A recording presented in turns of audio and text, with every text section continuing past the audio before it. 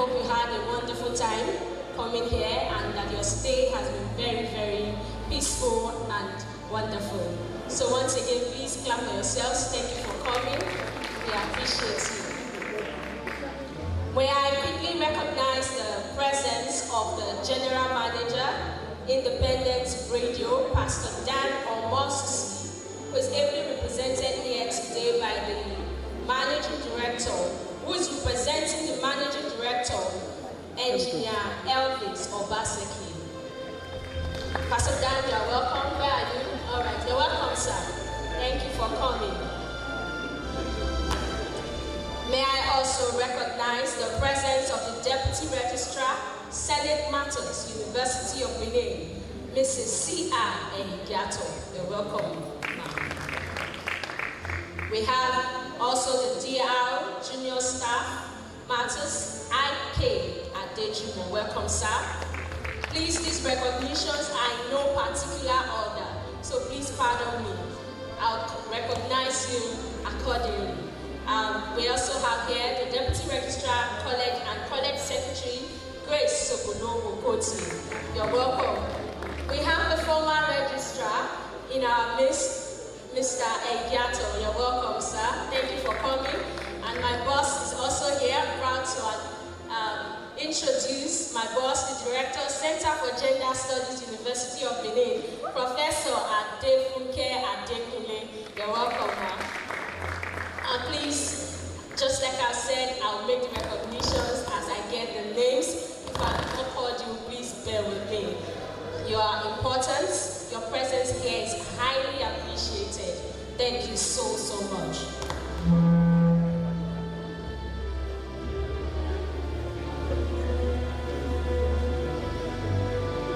I'd like to also recognize the presence of the Director, Legal Division, Mr. Ewe. Thank you for coming. All deans and directors here present, deans and directors here present from the University of Benin. Thank you. Staff of Registry, thank you so much. I see a lot of you. I may not mention your names.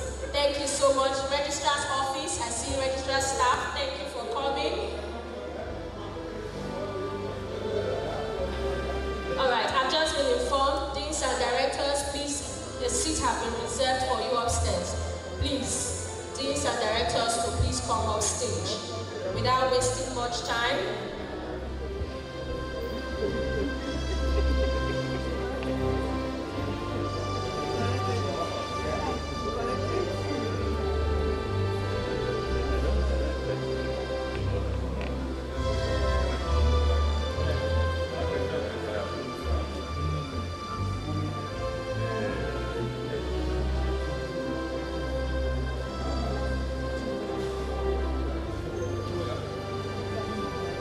distinguished guests, ladies and gentlemen, it's my pleasure now to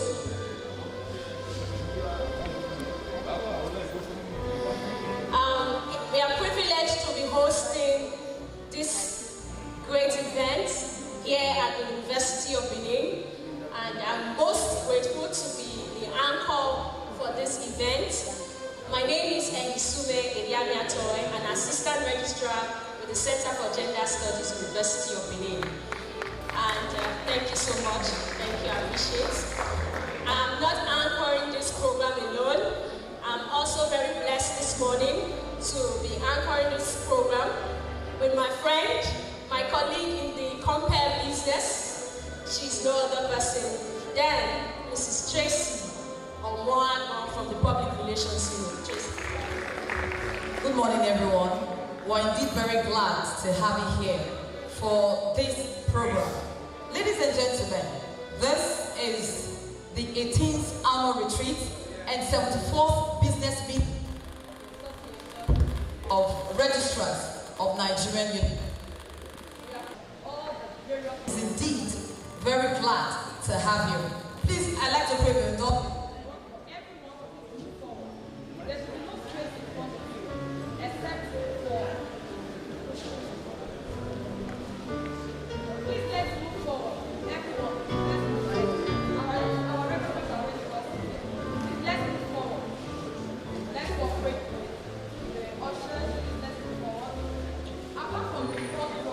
There's no other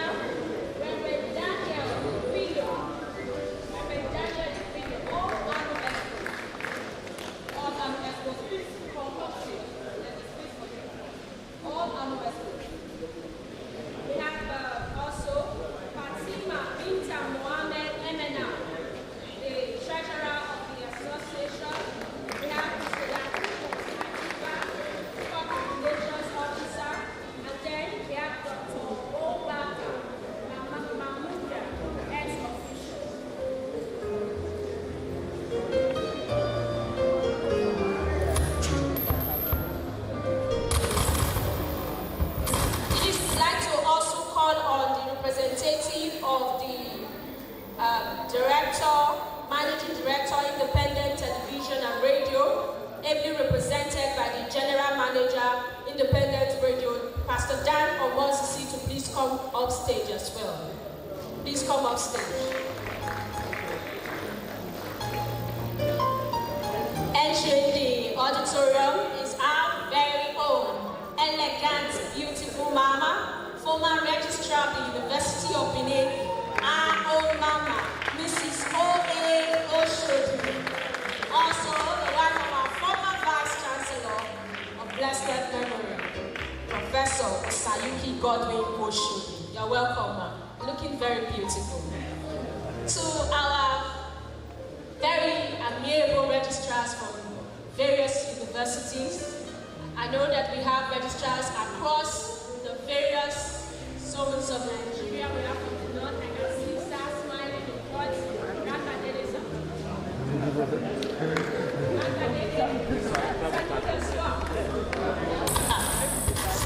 I do the swap. So our people from the west, Ekabo, thank you for coming. Our Igbo people, how do you say it? Please help me. No. Thank you so much. We appreciate you. Okay, please we'll proceed now.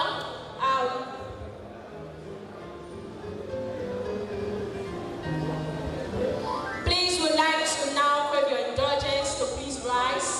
Please rise as we take the national anthem and the men anthem.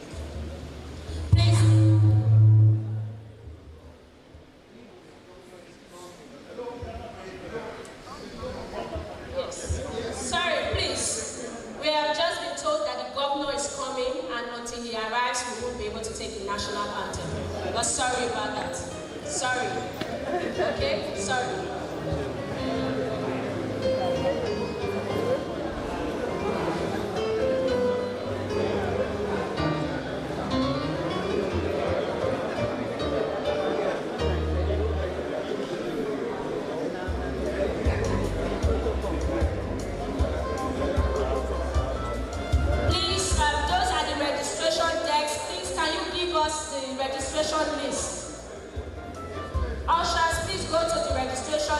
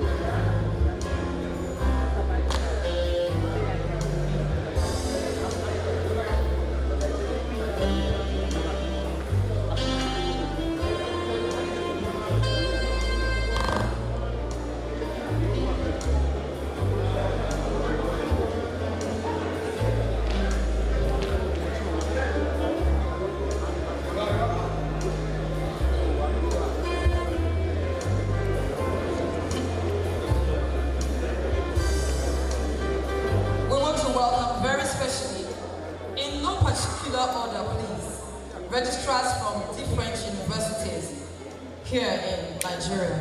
We want to make specially welcome Mr. Ido Stephen Omowole from Olusegun Agagu University of Science and Technology. Please put your hands together to celebrate him. Thank you. We welcome you to Benin City and Edo State. And we welcome you to Unibest. We also like to welcome you very specially, Mr. Kasim Babatunde, Federal University of Health Sciences, Ile Oragon. You are welcome, sir. Please let's put our hands together to celebrate him. We also like to welcome you very specially, Mrs. Genevieve Isioma Obadan, Dennis Osadebe University, Asaba. We welcome you, ma'am. We also welcome you, Mr. Anslem U. Honor, State University of Medical and Applied Sciences, Ibueno, Enugu. You're welcome, sir. Please put your hands together for him. Thank you very much. We also like to welcome Mr. Yaya I. Ahmed of the University of Abuja. You're welcome, sir. Welcome to Unibest. We also welcome you, Mr. Abdullahi Sheikh Mustafa, African Aviation and Aerospace University, Abuja. You're welcome, sir. We appreciate you. We'd also like to welcome you, Mrs. Mojisola Ojo, Redeemers University. We welcome you, ma'am. We also welcome Mr. Abdul. We also welcome you, Dr. Mrs. Salim Unebdula of the University of Nigeria, Unsuka. Please pardon me if I think that's all right. That's a long one. Please celebrate her. You're welcome, ma'am. Thank you. We welcome also Mr. Kun Faithful Deniefa of the Ahmad University, Kwali, Plateau State. We welcome you, sir. Thank you. We are happy to have you in Benin. We welcome Mr. Ufiofo R. Ufoma, Delta State University, Abraka. We welcome you, ma'am. Good to have you. We also like to receive the presence of Yongita Nkan, Mrs. from the Federal University of Technology, Ikotabasi. Please put your hands together to celebrate these great women in the house. Thank you. We'd like to receive the presence of Mrs. Adelsi F. Adenike, Babidele Olumilwa University of Education and Technology. You're welcome, ma'am. Please, when is a woman, celebrate the person very well. Please, I'd like for us to put our hands together. Thank you. Please, we are gender friendly and we are gender very sensitive. So both men and women will celebrate you all. Thank you so much. We'll continue with the recognitions of our registrars. We have J.E.T. Babatola from Ajayi Crowther University, Oyo State. Welcome, sir. Thank you for coming. We have Ganiu Oke Saliu from Grace University of Ibadan. You're welcome. You are. All right. We have from the University Ahikman University. We have Dr. Oladimeji Kasim. Thank you for coming. We have also Adamu Mohammed, I guess. Name is not clear here. From Sule Lamido University, Jigawa State. You're welcome, sir. Salute as well. Welcome.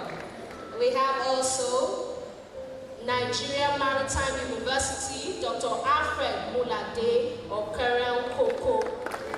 Nigerian Maritime University of Okeren but Dr. Alfred, you're welcome, sir. We have here also Mr. O.E. Akindele. Mr. Akindele, where are you? You're welcome, sir. Thank you for coming. We have Dr. Saleh.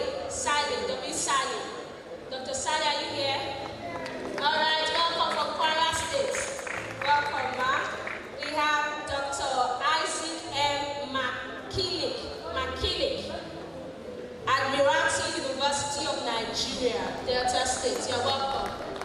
so much for coming. We have Yakubu A. Alivasa, Federal University, Gusau. Welcome, sir. Thank you so much for coming.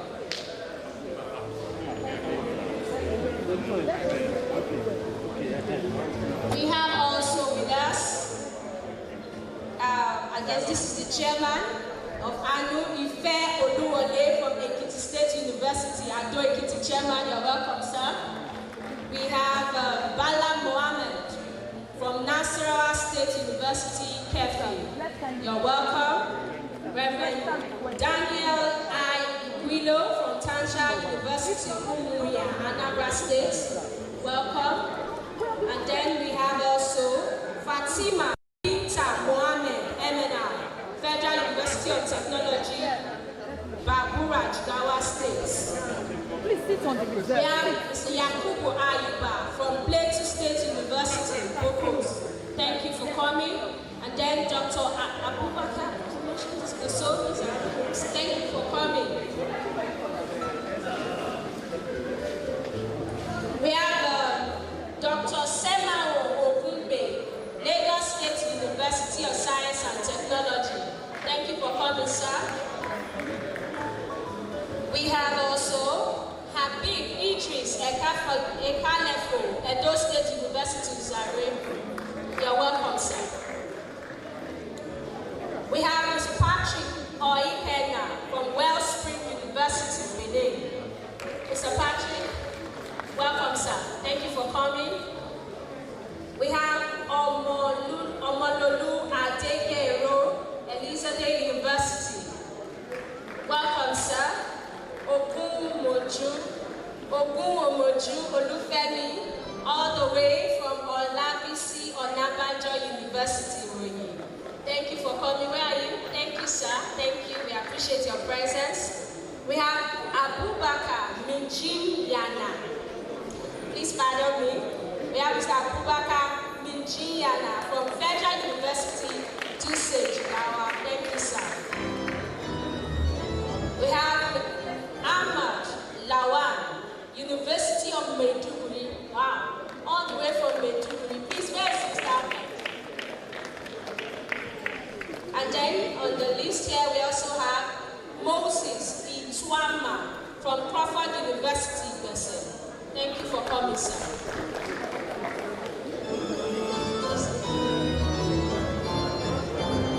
Also in our midst this morning, distinguished guests, ladies and gentlemen, we have Akobi Adesi from the University of Africa, Tororo, Bayelsa State. Welcome, sir. We have Dapi Adeni Joseph Ayo Babalola University, Ikeji Orakeji. Dapo. Thank you for coming, sir. All the way from Ambrose Ali University, Ekoma, we have Mr. Ambrose Kotiase. Welcome, sir.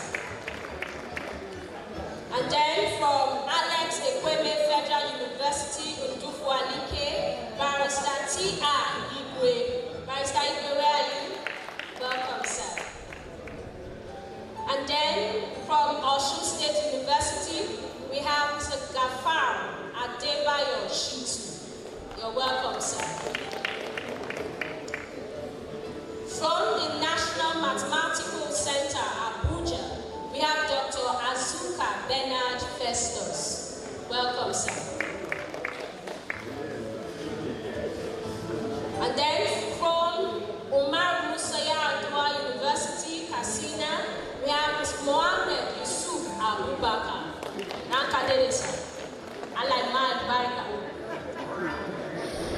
Thank you so much. That's the small house I learned in Sokoto State during my national youth service. Thank you so much. All right, ladies and gentlemen, permit me to recognize the presence of Aisha Idris Abubakar from Abubakar Tafawa Balewa University, Bauchi State. You're welcome.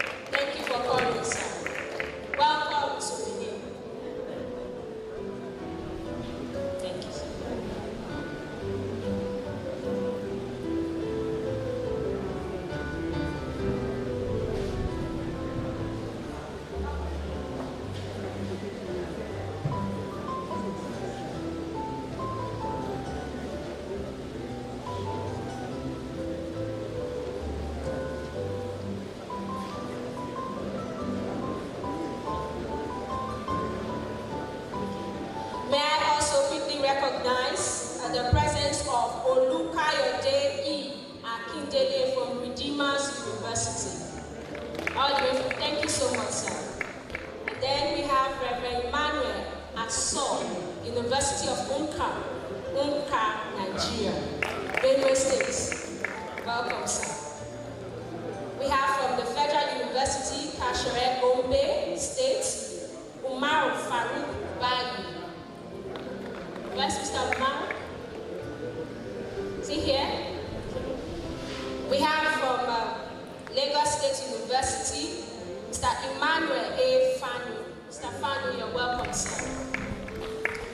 And then from Ladoke Akintola University of Technology, Ogbomoso, we have Dr. Kayode Akindele Ogunleye.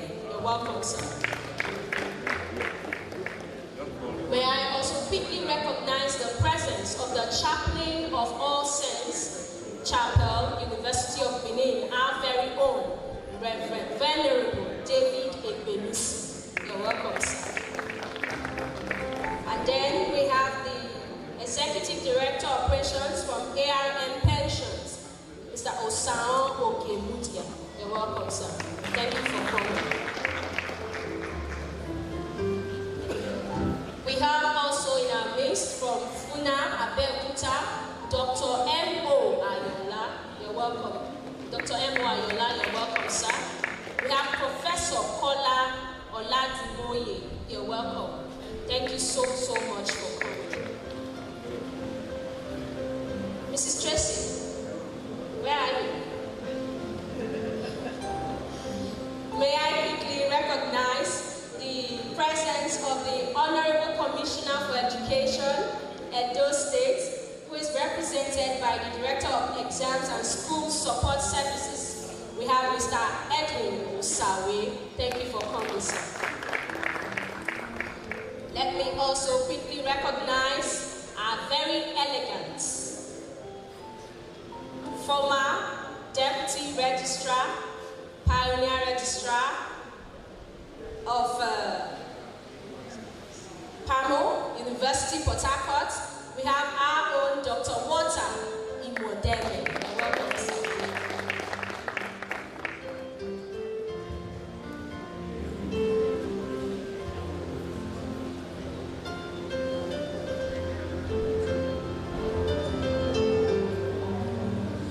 Thank you, Ehi. Ladies and gentlemen, thank you so much for your presence.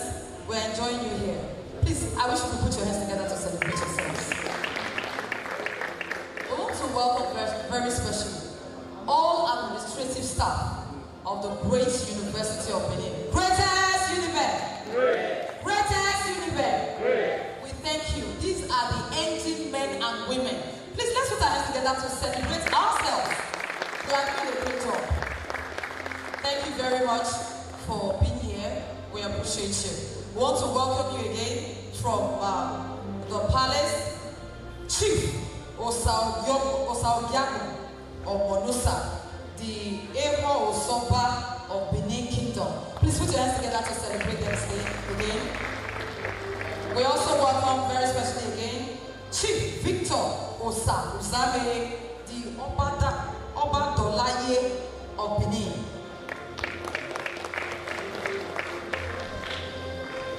We'd like to recognize the presence of Prince Idwose Paul, F.A. Paul, representative of the chairman, NUJ, Edo State. Please put your hands together for him. Thank you very much. We appreciate your presence. We also like to welcome the representative of Pension Alliance Limited, Mr. Eric Edewede, Ms. Zariat Momodu, and Mr. Patrick Emwan. We welcome you all. We appreciate you. We also appreciate you, the ARM pensioners, Head of Operations, Mr. Osahon Ogimudia. Thank you. We should not be tired of celebrating. And all the way from the Federal University of Agric, Zulu, ladies and gentlemen, join me to receive Mr. Abdulaziz Yusuf Bazati. You're welcome, sir. We're happy to have you. And all the way from the Federal University University of Technology, Mina, we have Mr. Amos Unkolo. You're welcome, sir. We appreciate you. Please, we should celebrate these people coming from far. Really, we should. We should. We thank you, sir. Thank you. We'd also like to welcome all the way from Abuja, from Veritas University, Dr. Mrs. Stella Okonkwo. Sorry, but some of these writings are not too legible. Sorry. And from the Mountaintop University, we have Ms. Oyewole. Oh, Mr. Oyewole, you're welcome, sir. And again from Enugu State, we have Mr. Ambrose G. Ugu, Enugu State University. You're welcome, sir. I would like to welcome all the way from the Federal University of Agriculture, Makurdi, Benue State, Dr. John Ujo David. We're happy to have you, sir. We are going to welcome this person in a very special way because he's not just a registrar, he's also a prince. Ladies and gentlemen, join me to welcome all the way from Imo State, from the University of Agriculture and Environmental Science, Prince F.C. Ujamanze. We appreciate your presence, sir. And also, we welcome from Igbinedion University, Okada, Mr. Friday Bakari. We welcome you, sir. Thank you very much. We are happy to have you here.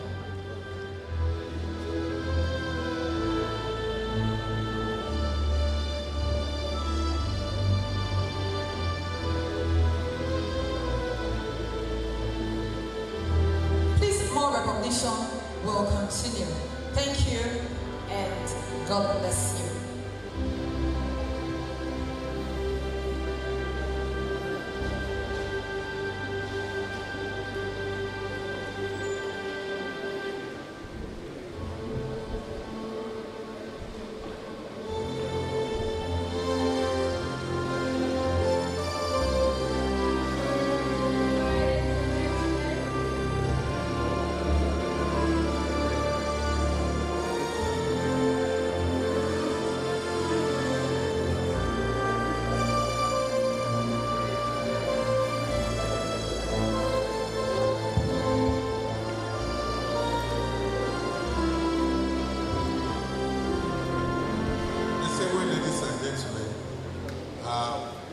I want to, on behalf of Annie and also University of Benin, apologize formally for this program taking off late.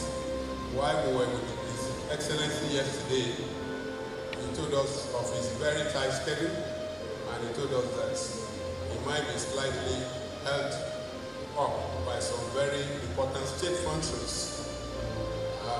He has sent all his entourage here. You can see some of them already here.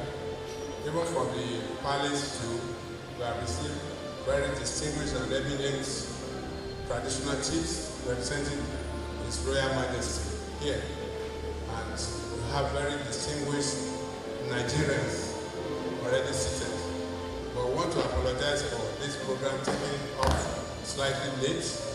And in order to fill up the space as part of the program for today, our students of theatre arts of the great University of Benin will be doing some performance to showcase what kind of stuff that the department and the program is made of. Please, once again, kindly accept this apology. As soon as His Excellency is here, the program will kick off very fast. And let me also provide this information that this opening ceremony is just for this auditorium. Immediately after this, when we take the group photograph and all the pleasantries are extended, the registrars will retire to the Senate chamber where this morning to continue the business session. It is there that the main lecture to be delivered by Professor Mike Favorably, the former Vice Chancellor of Obafemi Awolowo University, will take place. And thereafter, Dr. Makuta, immediate past chair of ANUPA, who is a veteran registrar, will also take us through the second paper. The first part of it will hold here, and that's by architect Sonny Etona, who is very much of grand here, and is one of the directors in charge of human resources here, and the paper, everything is ready. So that one will take place here, and then the business session will continue in Senate. Distinguished ladies and gentlemen, we will now call on the students of theater arts of this university to start their performance. Thank you.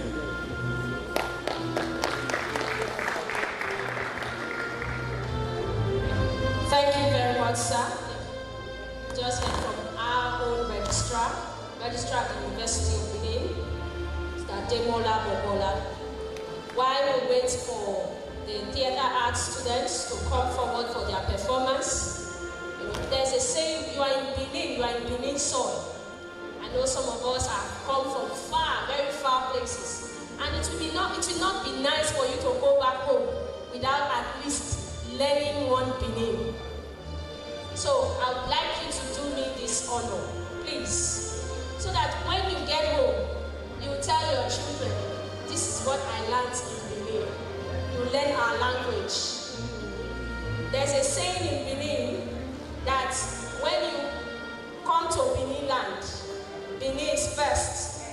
And when you also go out of Benin, Benin is also first. And I saw that to Edo la de Sogama. All right. Our dear registrars, please help me look to your neighbor and just tell the person. You're going to tell the person with a beautiful smile. You're going to tell the person welcome. But this time around, you're going to say it in Benin. In Benin. So you're going to look at the person and say, Obohia.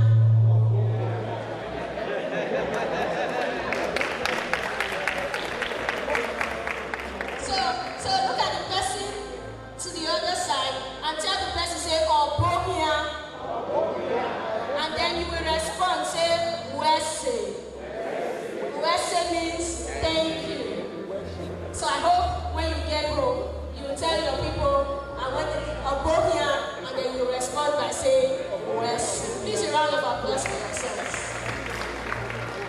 All right, ladies and gentlemen, theater artists, are we set?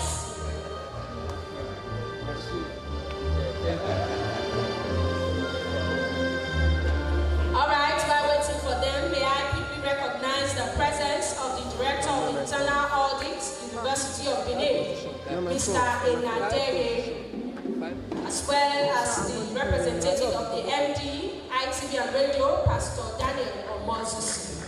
Welcome, sir.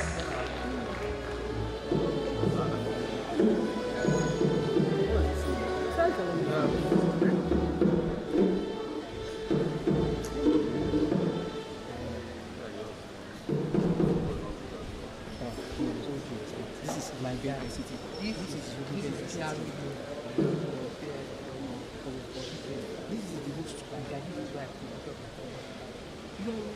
Hallelujah.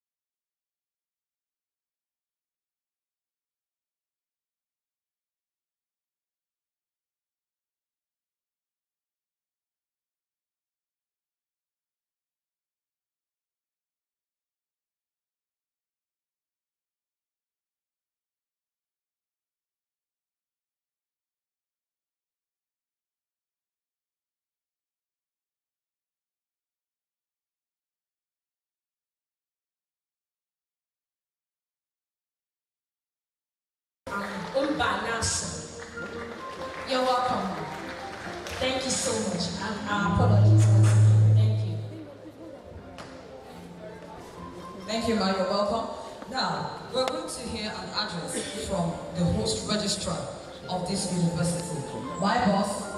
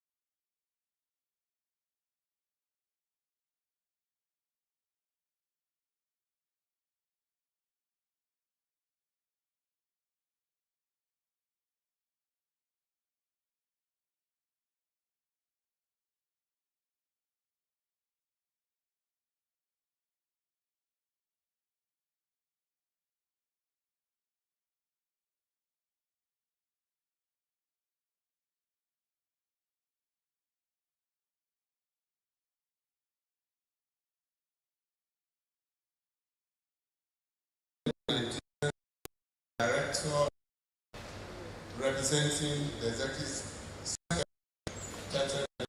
Trust Fund.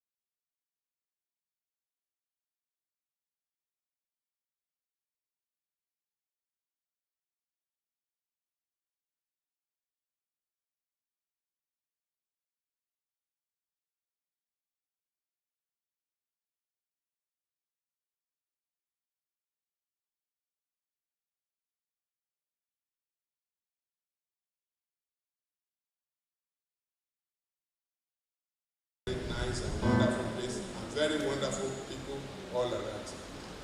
Okay. At least I'm a clear testimony of that. Conclusively, I would like to refresh our minds to the fact that the task before registrars of Nigerian universities and inter-university centers are quite enormous. I therefore urge all registrars to team up with their various vice chancellors, director generals as the case may be, and as well as the management of their institutions in tackling the myriad of challenges to the system. Once again, I welcome everyone to this occasion. Thank you, God bless.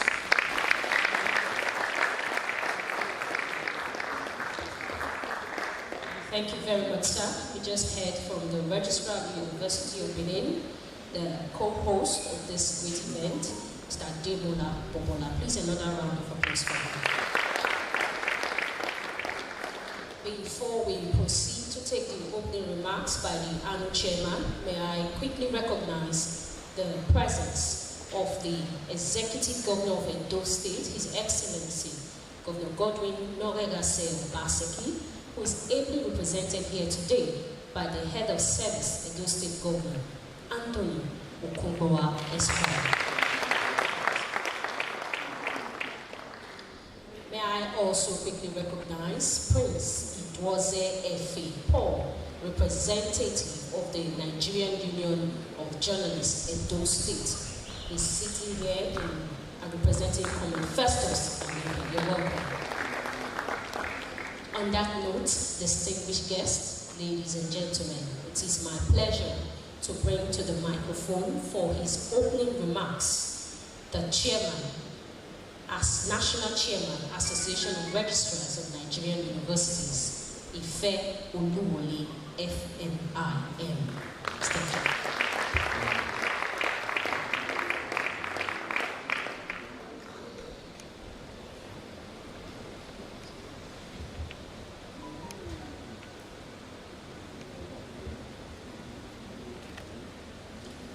His Excellency, the Governor of Edo State, Mr. Godwin Obaseki, ably represented here by Mr. Anthony Okunbowa Esquire, the Head of Service of Edo State, the Executive Secretary of Church Fund, Architect Sonny Echono, who is also represented here by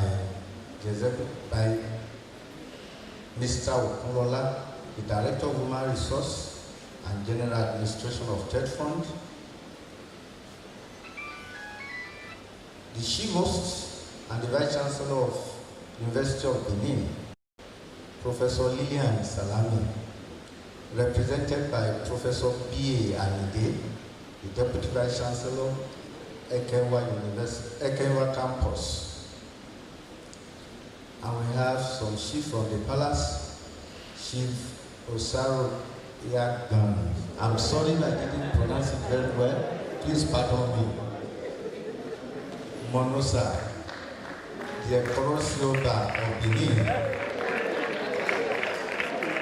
And Chief Victor Usamere, the Obadulayi of Benin. Please just pardon me, I didn't pronounce it very well. Members of the National Executive Committee of ANU, the host registrar, we call him the VC of Registrars because he's the Vice Chancellor, he's the Vice Chairman, so we call him the VC of ANU. Distinguished colleague registrars, principal officers of the University of Benin City, our own eminent scholar, Professor Mike Faborodi, former Vice Chancellor of Bafemi Awolowo University, Ife, and also Dr. Abubakar Mahmuda, the immediate past chairman of this association and registrar, Federal University, Gashua. Members of the University of Benin, staff and students, gentlemen of the press, distinguished ladies and gentlemen. It is with great pleasure that I stand before you today to welcome you all to this 18th Annual Retreat and 74th Business Meeting of the Association of Registrars of Nigerian Universities. This gathering is indeed a testament to the unity and commitment that we share in our profession. It is indeed my honor to welcome most sincerely the Governor of Edo State, His Excellency Godwin Obaseki, represented by the Head of Service, to this historic event. I cannot appreciate you enough for taking time out of your very busy schedule to receive us in your office yesterday. You have proven indeed that you are the people's governor, a man with a passionate heart for education. We are very proud of your developmental strides in Edo State, particularly in the education sector. Your being here, represented this morning to declare this retreat open, has added a great glamour and significance to this event. My gratitude also goes to the Visionary Vice Chancellor of the University of Benin and Chairman of the Association of Vice Chancellors of Nigerian Universities, Professor Lilian Salami, for the fulfillment of your promise to host the 74th annual retreat when we met in Abuja sometimes in March this year.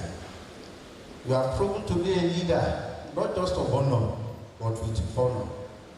Now, I join other well-wishers and most importantly, colleague registrars to congratulate you on the 60th anniversary of the Association of Vice Chancellors of Nigerian Universities.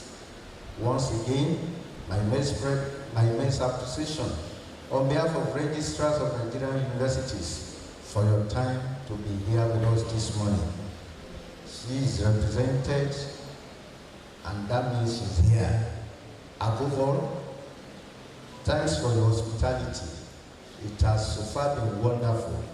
Truly, Uniben is really best.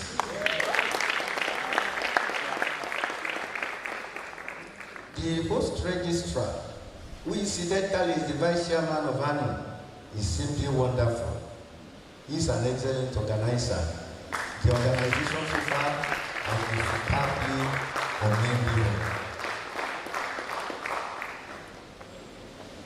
ANU is a confederation of registrars of Nigerian universities. Our members are committed to providing excellent, efficient, and effective administrative services to ensuring the realization of the goals of the Nigerian University System. Our annual retreat provides the platform for us to come together and discuss contemporary issues affecting the Nigerian University System and our rules in providing ways of solving the problems. The focus of this year's retreat is autonomy and efficient institutional governance, salvaging the soul of the Nigerian University System, which is our modest way of contributing to the ongoing discussion on our university system. During this retreat, we have the opportunity to hear from esteemed experts and thought leaders who will share their insights and experiences on the subject of our focus. On this note, I welcome and appreciate the Executive Secretary of TEDFund, Architect Soni Eshono, represented by Mr. Okunola, for accepting to deliver this year's annual retreat keynote address. Your landmark achievement in the Ministry of Education and in TEDFund speaks volume. I equally appreciate Professor Mike Faborode, a former Vice Chancellor of the Obafemi Awolowo University, Ile-Ife, an accomplished academic of no mean stature and immediate past Secretary General of the Committee of Vice Chancellors, who agreed to share his thought with us on the topical issue of autonomy.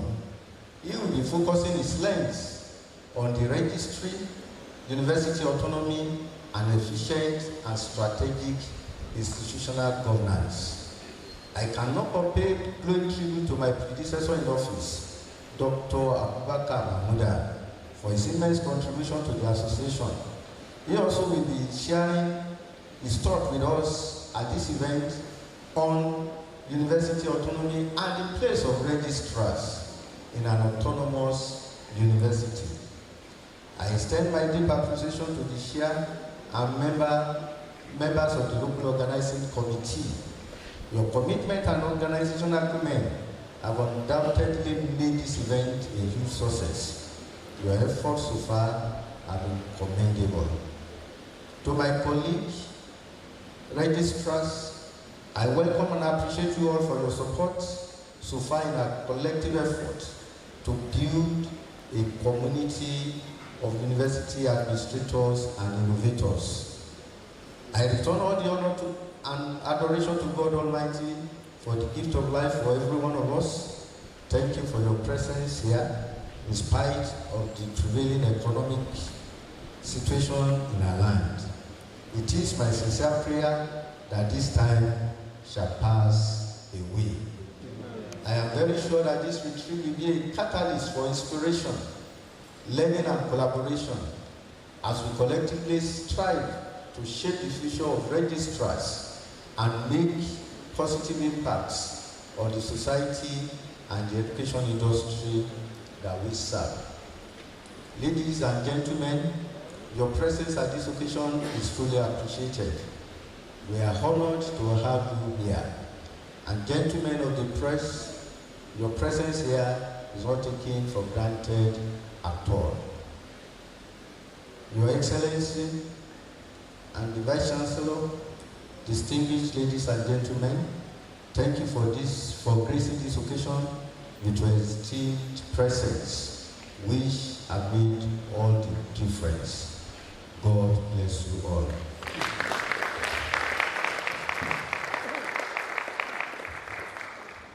Thank you very much, sir. Please let's give him another round of applause. The host and national chairman of ANU, Ife Oluwole. Thank you so much. Distinguished guests, ladies and gentlemen, we now proceed for the address by the chief host, our Vice Chancellor, the Vice Chancellor of the University of Benin, Professor Lilian Iwetia Salami, who is ably represented here this afternoon by the Deputy Vice Chancellor at Kenwan Campus, Professor B. and the Business Review.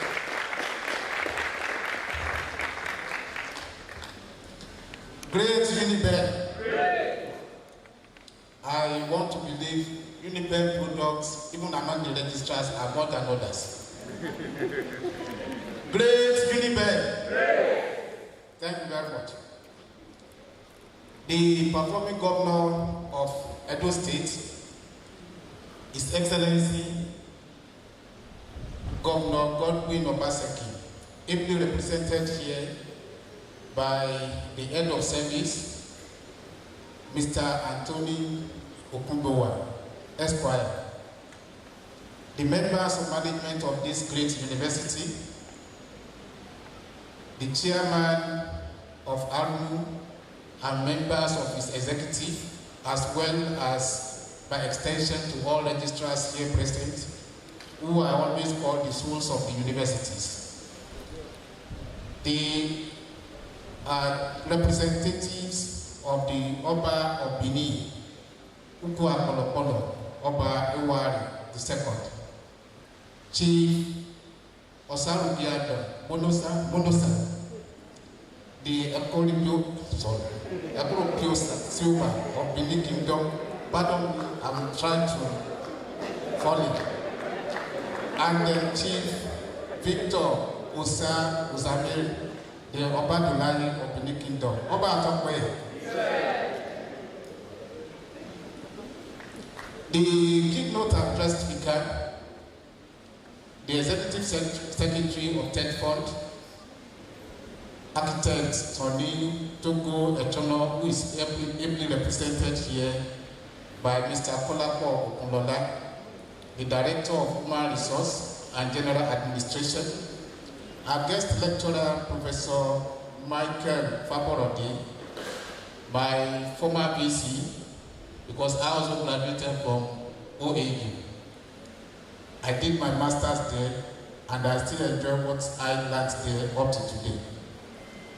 the former Vice Chancellor, as well as the former Secretary of CBC, deans and directors of this great university, as well as other staff and students of this great university, gentlemen of the press, ladies and gentlemen, on behalf of Madam Vice Chancellor, I say Obokia to everyone.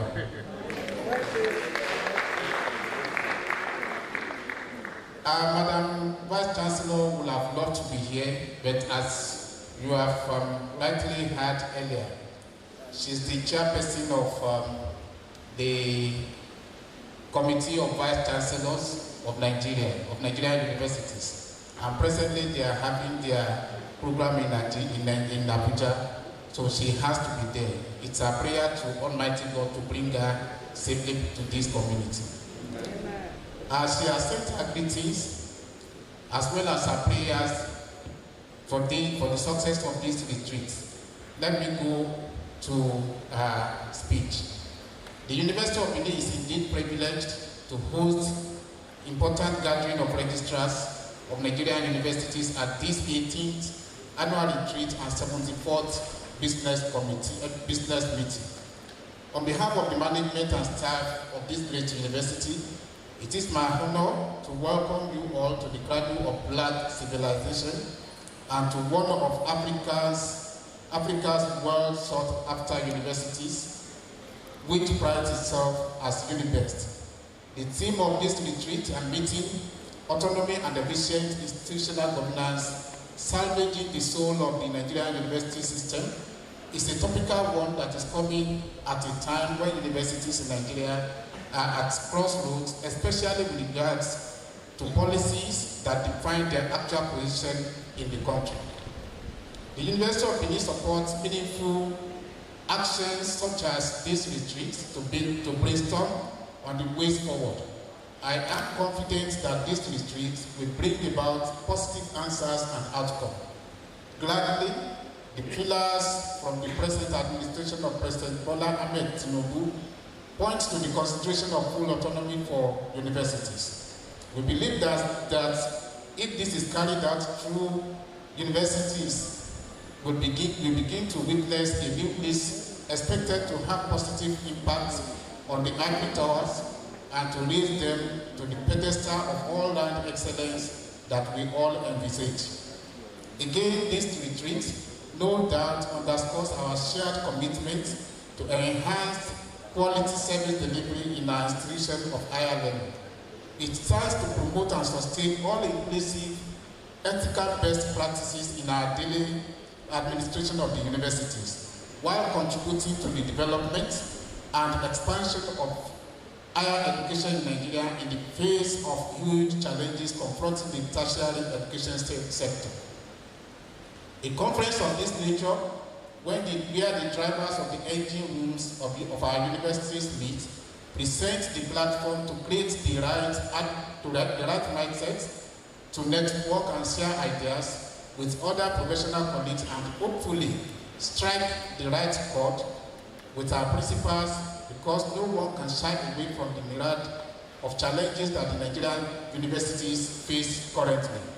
As the chairman of the Committee of Vice Chancellors of Nigerian Universities, we are aware of these challenges and we have constantly articulated them and have made submissions to the governing authorities. We believe that soon there will be positive outcomes and this retreat may well be the fillip to activating those results.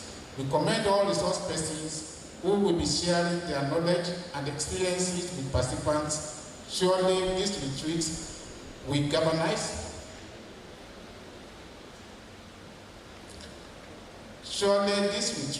galvanize the needed action expected to point the direction to the gains of universities' autonomy and thus revive the almost comatose system. Permit me to especially acknowledge and to appreciate my own registrar of the University of Benin, Mr. Ademola Bobola, for his efforts and for the great job he's doing for our great university. Thank you. The task of constantly upscaling the university system is not an easy one. but you and your team have kept at it, and we are witnessing great results. Please do not rest on your oars.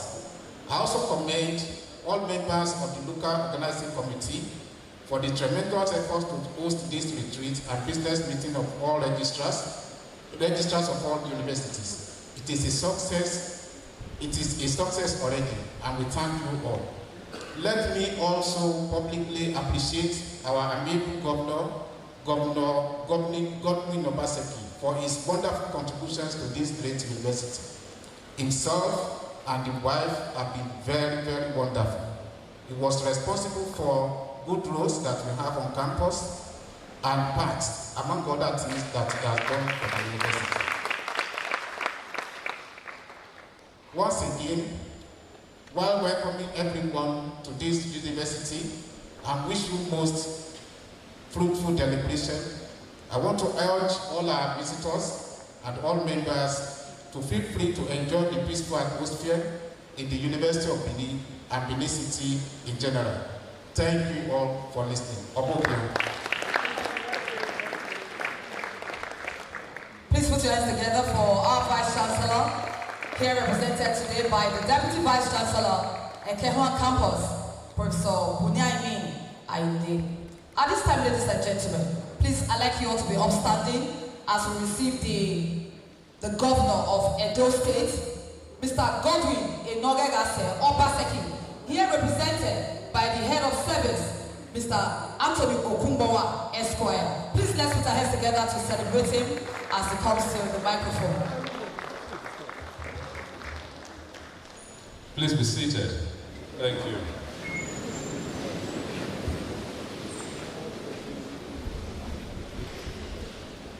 The Vice Chancellor, University of Benin, Professor Lilian Mweti-Hasanami, here ably represented by Professor Ayinde, the National Chairman, Association of Registrars of Nigerian Universities, Ife Oluwole, the Registrar, University of Benin, University, Ademola Bobola, MNIM, FCIPM, our keynote speaker at this event, the Executive Secretary, TED Fund, Architect Sunday Togo Echono, OON, our guest lecturer, Professor Michael Faborode, distinguished registrars from other universities here present, distinguished ladies and gentlemen, I cannot forget to recognize and appreciate the representatives of His Royal Majesty, our beloved Father, the Oba of Benin, Omonobade Doku Akwakolo, Obayewari Nogidiga II. You're welcome, sirs. Distinguished ladies and gentlemen, let me very quickly convey to you the regrets and the apologies of the Governor of Edo State for his inability to be here personally. Usually, when you see the protocol team of the governor at an event like this, what you know is that the governor would be present. And that's what he intended to do this morning. But unfortunately, circumstances beyond His Excellency's control took the wind off his sail and made it impossible for him to be here. And so just a few minutes ago, I was called upon to represent him. Mr. Governor is sorry for his inability to be here. I will just go ahead then to present the address of His Excellency the Governor of Edo State at this program. I am delighted to welcome distinguished guests and dignitaries to this auspicious occasion as we gather to deliberate on cogent issues relating to the administration of Nigeria's university system and the role of registrars in ensuring sustainability of that system. We are pleased that this retreat is holding in our dear state, as we have in the last few years taken measures to restructure and reposition the educational system in Edo State, including our universities, and place it on the path of sustainability. There's no denying the fact that the university system in Nigeria has faced immense stress, considering the various challenges it has had to confront for many years, ranging from recurring industrial actions, inadequate funding, and brain drain, among other challenges. Our universities, like most institutions in Nigeria, are under severe stress, and it is time to redefine the place of our university system given our present-day realities. The Nigerian University System has shown immense fortitude and resilience in charting a course for academic excellence, institutional integrity, and an abiding determination to produce fit-for-purpose graduates against all odds. Even though the number of universities has grown exponentially to meet the demands for university education among our teeming young population, and some of them have shown resilience and continue to pursue academic excellence, a lot more needs to be done to reposition and repurpose our universities to deal with our challenges of development and growth as a nation. Registrars of Nigerian universities have always played critical roles in the efficient administration of the university system in Nigeria, sustaining mechanisms that support efficient student record keeping, issuance of transcripts, and ensuring that rules are adhered to when certifying eligibility for graduation across Nigerian universities. Indeed, Nigerian registrars, university registrars are the backbone of the university system in Nigeria. The theme of this year's retreat, Autonomy and Efficient Institutional Governance, Salvaging the Soul of the Nigerian University System, is apt as it speaks to the thinking in our government about how our higher institutions should run, ensuring transparency, probity, and efficiency in the administration of our university system, whilst ensuring the sanctity of their records and processing of student inquiries. In Edo, we have made significant progress in repositioning our education sector, especially in retooling basic education for sustainability. With the Basic Education Sector Transformation Edo Best Project, we have reduced learning poverty significantly by ensuring that our children are educated to compete with their contemporaries across the globe. Evidence corroborated by the World Bank shows that our children learn 70% more than they did in the not-too-distant past, which makes them closer to the global average in literacy and numeracy rating. The state is therefore a champion in tackling learning poverty, and we are very proud of these reforms. Perhaps I just say here that we are perhaps the only state in this country right now that has a standing policy on the automatic employment of first-class graduates of Edo extraction from across all the universities in this country. And that has brought in nearly 50 first-class graduates within the last 1 year.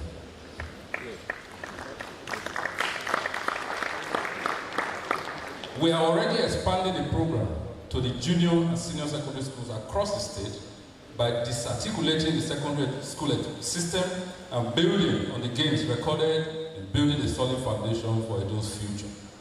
We have deliberately restructured the Edo State College of Nursing Sciences, the Edo State College of Education, and the Edo State College of Agriculture to become centers of excellence in capacity building, in healthcare, education, and agriculture. We have been working assiduously to restore the Ambrose Ali University, to bring it closer to the dream of his founding father, the late Professor Folorunso Ambrose Ali, former governor of the different Bendel State of Nigeria, as a center of intellectual excellence. The special intervention team, which I put in place to restructure the university, has done an amazing job and moved the university from the point of near bankruptcy to a point of viability. We have indeed made remarkable progress in the foregoing regards, and we continue to promote initiatives, policies, and programs towards ensuring that our institutions of higher learning become beacons of administrative excellence. Against the background of the funding gaps experienced across universities in Nigeria, I would like to appreciate the Executive Secretary of the Tertiary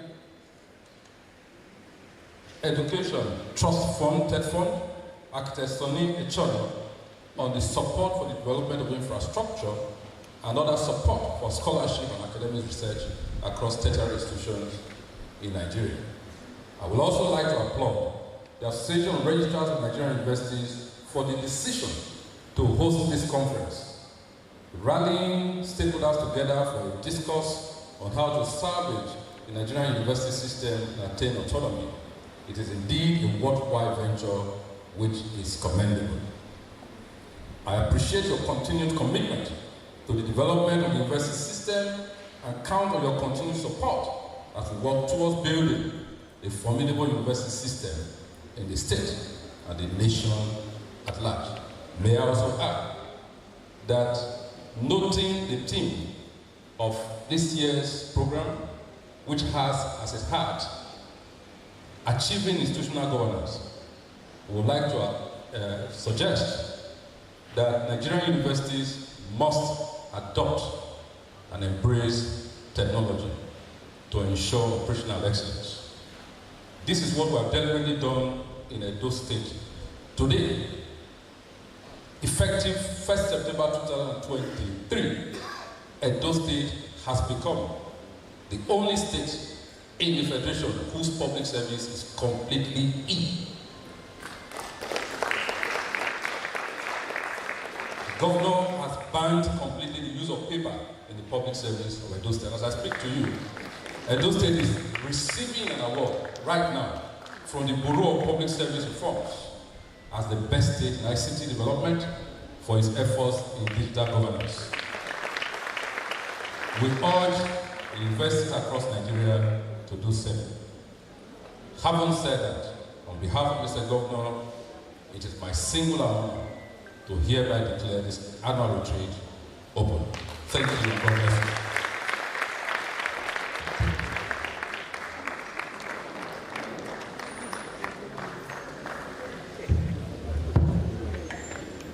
Thank you very much, the representative of the governor. That was a very wonderful speech. Thank you so much. Please, another round of applause.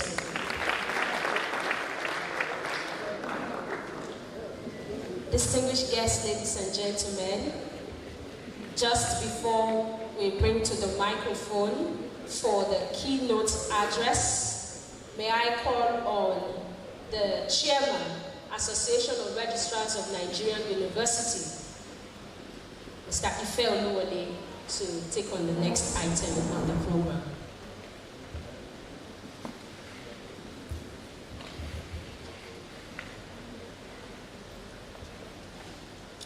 Your Excellency the Governor, represented the Vice Chancellor of Uniben, represented distinguished ladies and gentlemen, and colleague registrars, please, we have to put in place the communique drafting committee.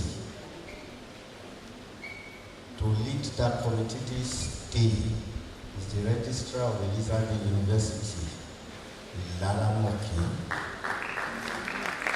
Then we have the Registrar of Delta State University, Abraka, who will serve as the Secretary. The Registrar of Kwasu, Kwara State University, will be on that committee. Registrar Umaru Musa Yar'Adua University also is a member of that committee. And also the Registrar Adamawa State University. Please, your work starts now. Thank you.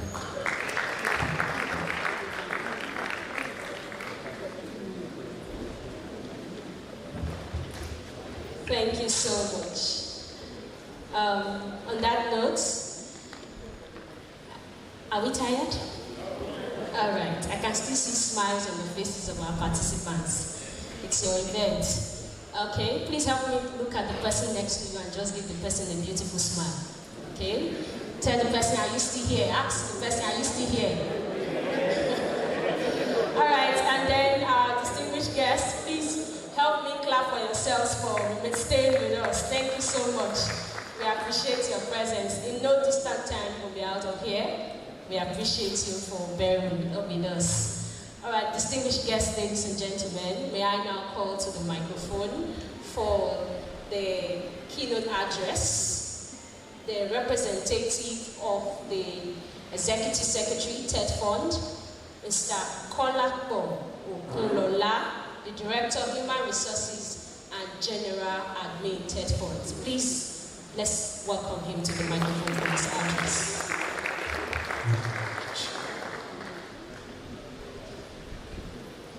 The Executive Governor of Edo State, Governor Godwin Obaseki, ably represented by the Head of Service of Edo State, the Chief Host, the Vice Chancellor of University of Benin, Professor Lilian Salami, the Chairman of ANU, Mr. Ife Oduwole,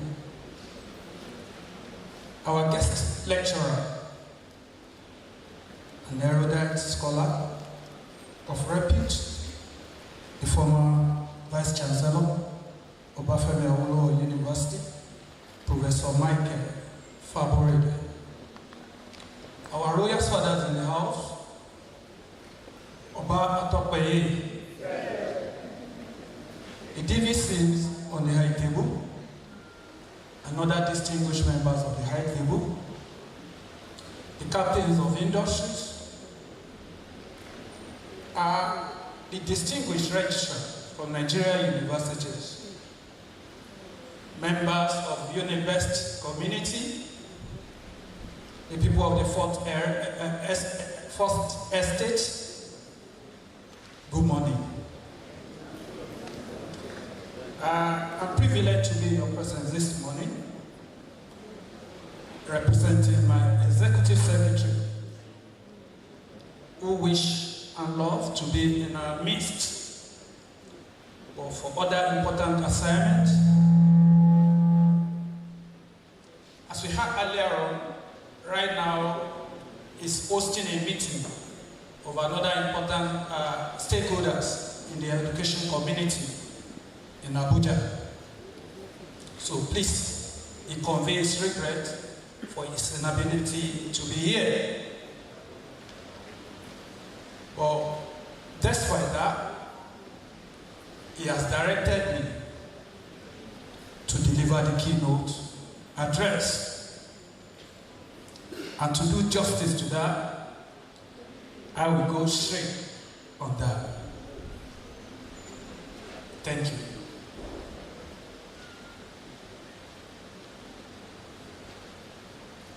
The theme of the 18th retreat of Association of Registrars of Nigerian University, Autonomy and Efficient Institutional Governance, Salvaging the Soul of Nigerian University System, in a keynote address at the annual retreat of Association of Registrars of Nigeria Universities, delivered by at the ST Echono, the Executive Secretary of Education Trust Fund at University of Benin on the 12th of October 2023. It gives me great pleasure and privilege to address the gathering of the custodian of governance and administration of Nigerian universities. This association has been playing a central and pivotal role in the growth and development of not only Nigerian universities, but the entire education sector. Without your contribution, there can never be a university system. And invariably, there will not be a place for teaching, research, and community development. Please, I want the gathering to join me to appreciate the registrars. Thank you. Education is essential to sustainable development in every country. It enhances economic growth and political stability. Universities all over the world have 3 key statutory mandates. These are research, teaching, and community service. Apart from these responsibilities, The broad aim and objective of the university are provided in the National Policy of Education, that is to serve as an instrument for individual, societal, and national development, and for the acquisition of skills, development of mental, physical, and social competence which are useful to the society. In achieving this objective, the Nigerian government, the historical proprietor of public universities, has been saddled with the care of spoon-feeding the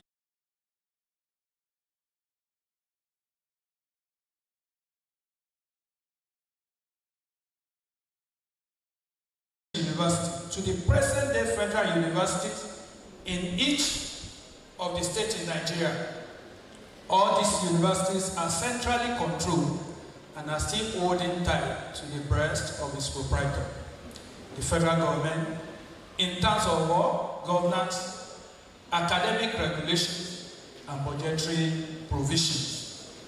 In other words, in terms of legal and structural framework, administratively and financially, Nigerian universities still depend on the government.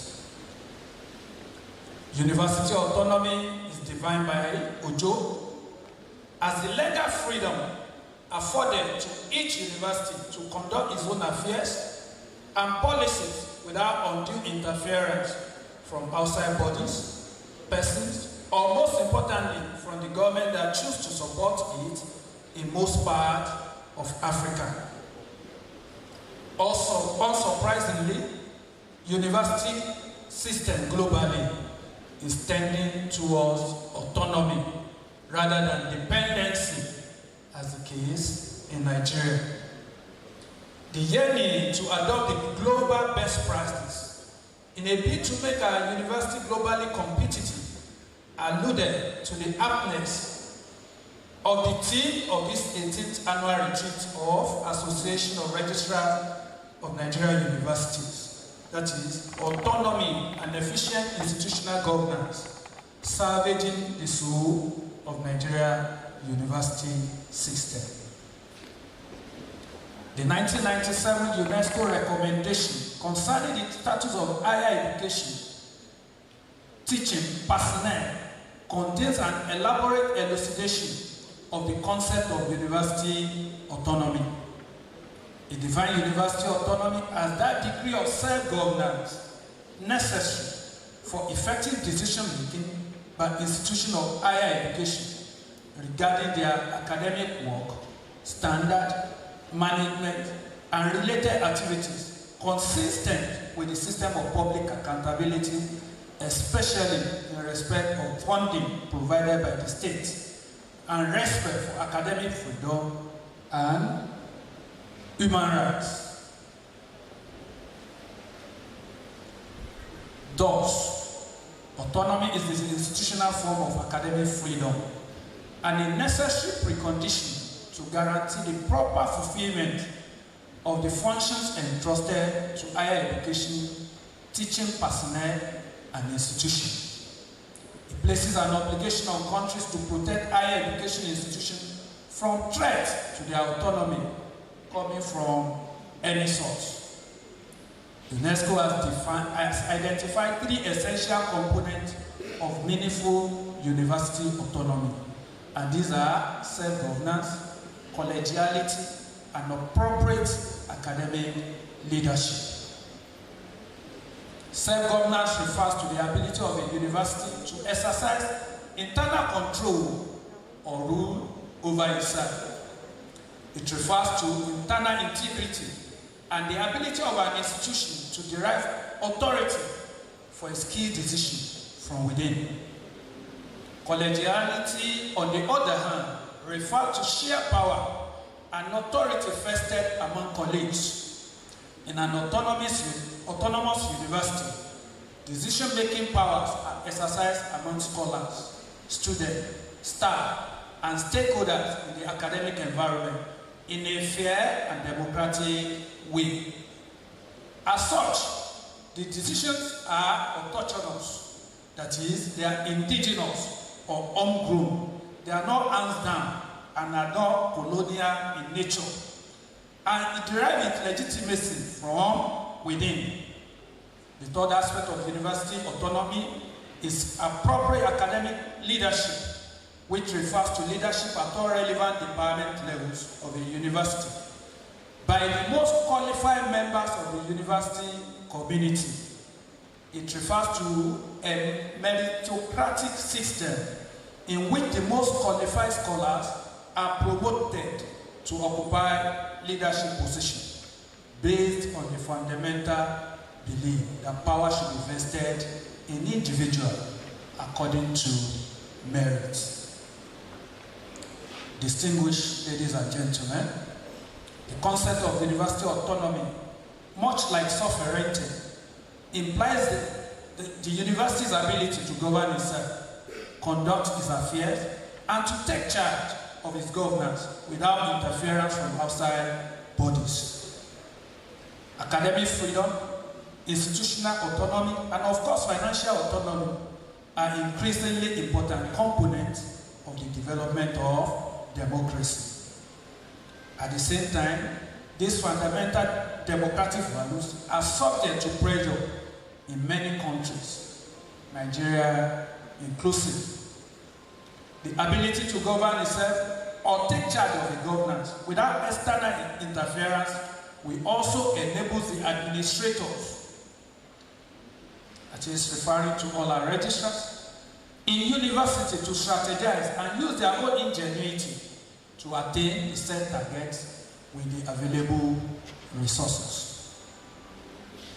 For UNESCAP, the concept of good governance has 8 principles, which are participation, rule of law, transparency, responsiveness, consensus-oriented, equity and inclusiveness, effectiveness and efficiency, and lastly, accountability.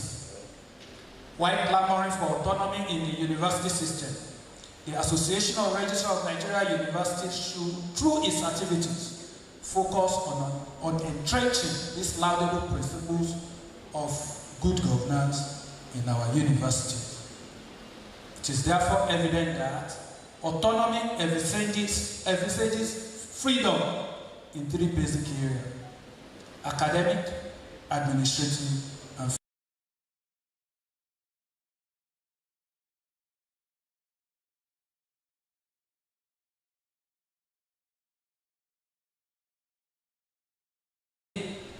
resource diversification and more efficient use of resources. B. Determining and prescribing its own course of studies and syllabi. Restructure and redesign the courses to suit local needs. C. Entrenching the culture of merit and fairness within the university system. D. Determining and exercising its right as an institution to select and admit its own students and decide what to teach. E. Guaranteeing academic freedom, that is, freedom of scholars to conduct research, advance the frontier of knowledge, and disseminate the results of their research without hindrance. And lastly, nevertheless, determining its source of funding, carrying out its revenue drive, and execute its budget with the recurrent and the capital. This implies that government will play little or no role in the funding of institutions. Distinguished personalities, to what extent then can autonomy help the multifaceted challenges of Nigerian universities?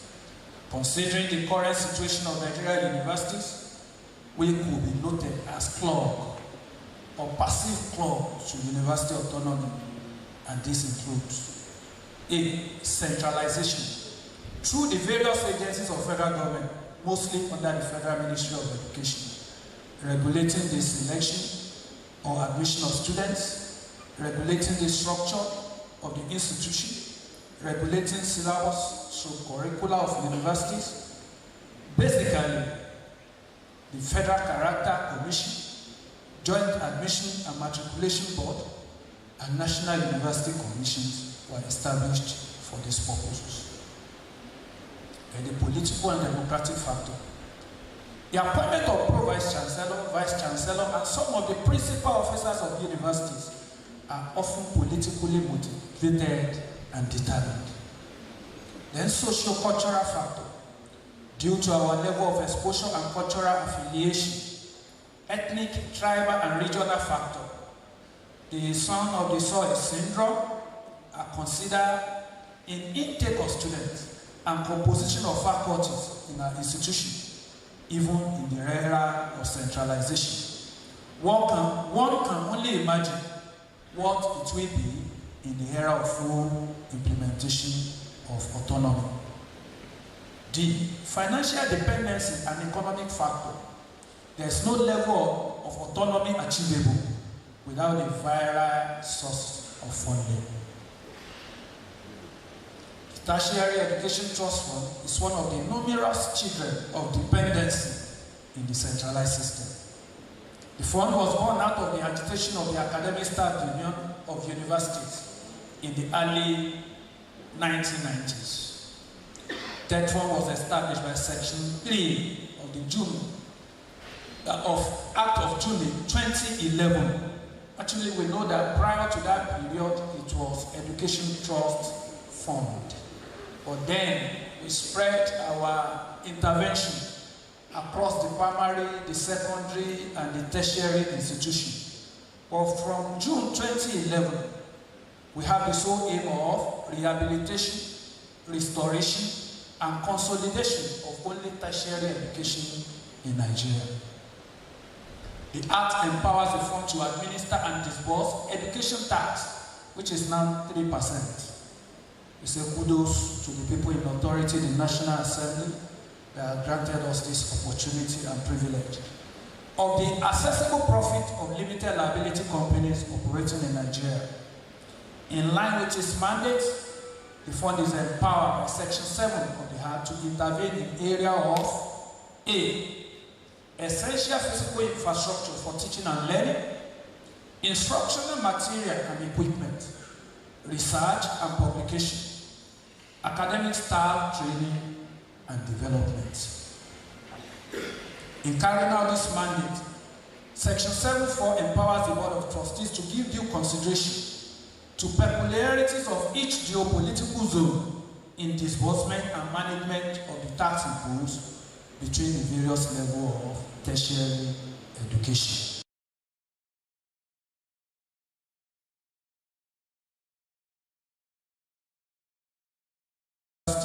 Polytechnics and colleges of education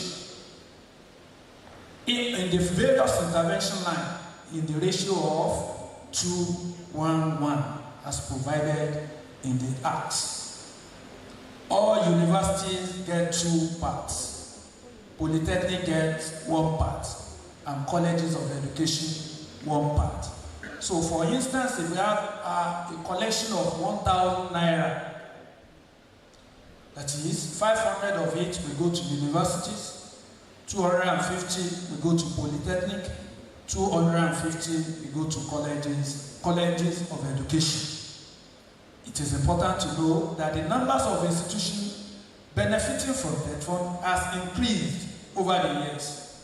As of May 2023, a total of 254 public tertiary institutions are benefiting from that fund intervention, with 100 beneficiary in universities, from universities, while 79 and 75 are beneficiary in the polytechnics and colleges of education, respectively. In the current year, over 1 billion naira were allocated to benefiting universities as annual direct disbursement and annual zonal intervention for various projects through programs in their universities. And from the testimonies and accounts from some of the benefiting universities, it has been established that without the allocation from the fund, some of the universities would have been in a state of despair. In other words, the stakeholders of the various institutions have abandoned the institution to an agency of government. The only assured source of funding for capital projects in our university is the fund from debt fund. Aside from funding the debt fund, aside from funding from debt fund, other sources of funding available to the university, apart from annual budgetary allocation from the government, could be the IGR, that is our internally generated revenue, the tuition fees paid by the students, research grants from local and international bodies. However, financial autonomy in universities require a varied and assured source of funding. When we look at the tuition fee, this gathering can be a credence to the running battle between governing councils of some institutions and the public on the increment of fees. Parents and alumni are calling on government and governing council of the university to jettison the upward review of fees, and even some of them even goes to the extent of inciting their students to revolt against the authority attempting any upward review in fees. In conclusion, in view of the orders to university autonomy in Nigeria as stated above, especially with respect to being financially autonomous, require not receiving any significant, In conclusion, in view of the orders to university autonomy in Nigeria as stated above, especially with respect to being financially autonomous, which requires not receiving any significant subsidy or budget support from any public entity or government. However, considering the various benefits of university autonomy, a gradual but steady withdrawal from centralization to autonomy is highly recommended. It is our hope that Association of Registrars of Nigerian Universities will further deliberate at this annual retreat on ways and means of enhancing university autonomy within a very short period of time, and may consider a gradual movement from total dependency on government through centralized control and funding to a more independent and sustainable university system. The roadmap to such a transformation will be developed in this conference.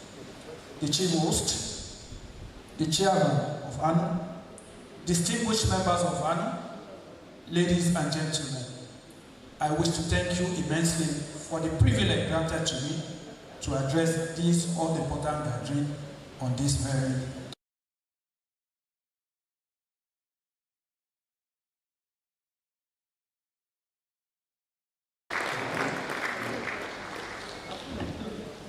Thank you so much, Mr. Kolakbo Nola, the Director of Human Resources and General Administration TETFORD, who is representing the Executive Secretary, Architect Sunday Sibia Togo Echono OON. Thank you for that address, sir. Please let's give him another round of applause. On that note, may I now call on the chairman, our keynote speaker, please step forward for the presentation. Anu chairman, please step forward. Co-host, our registrar, please step forward and make the presentation.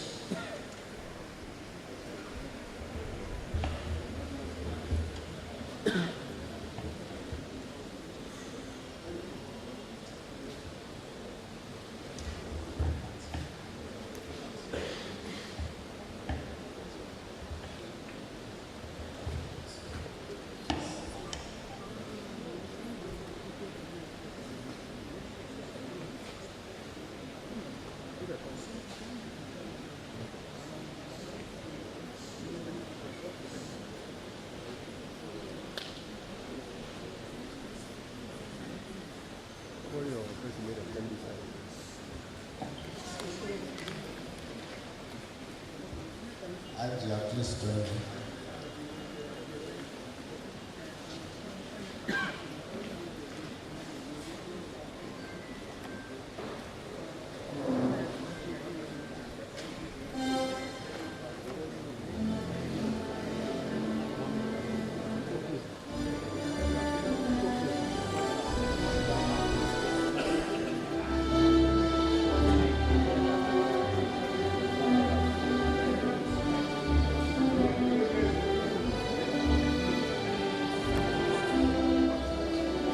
On behalf of the Association of Registrars of Nigerian Universities, ANU, we sincerely appreciate you for honoring our invitation. And this award is an award of appreciation presented to Architect Sonny S.T. Eshuno, the Executive Secretary of TED Fund, as the keynote speaker at the 18th annual retreat and 74th business meeting of ANU. We appreciate you for coming. Thank you. God bless you.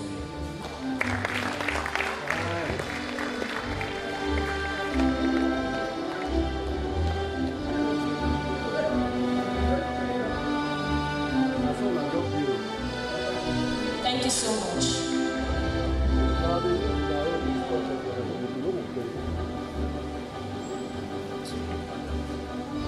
Thank you so much, Chairman Anu.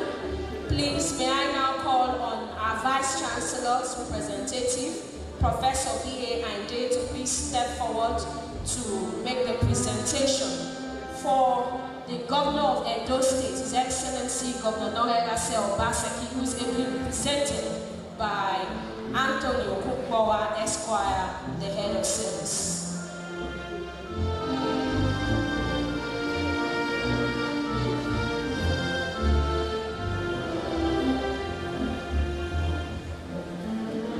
The Governor of Edo State, Governor Godwin Obaseki. This award is presented to you as in recognition of your contribution to the success of this program organized by Association of Registrars of Nigerian University. Congratulations.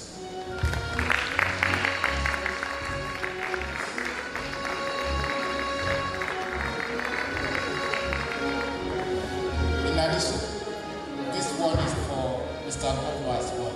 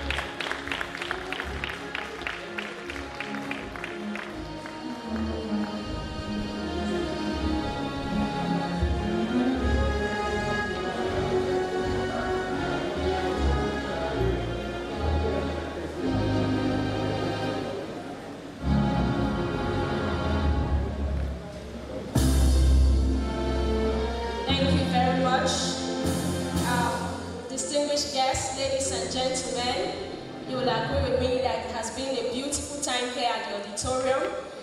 We would like to call on the PRO of the Association of Registrars of Nigerian Universities, Dr. Ayuba, to please step forward for the vote of thanks.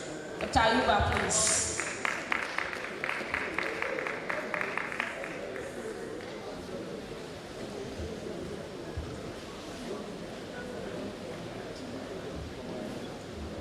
Please, a round of applause for him as he steps forward.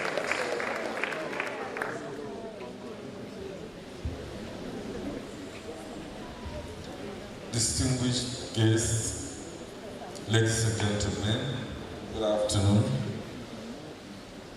I have been mandated by the Association of Registrars of Nigerian Universities and the entire membership of the association to give the vote of thanks and to appreciate each and everyone that has made this program a huge success.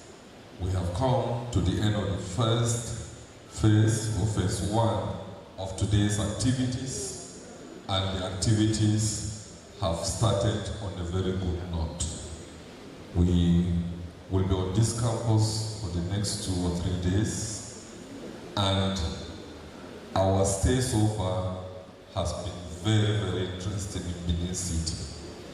And that has been made possible by the effort put in by a few people and the support we've gotten from particularly the Executive Governor of Edo State, Governor Godwin Obaseki. We appreciate the Executive Governor for his interest in our activities. When we came in yesterday, he was readily available to receive us on a courtesy visit. And we had a very interesting and very fruitful interaction with him during the visit. And that can only be done by a governor who has education very close to his heart. And we appreciate the Executive Governor.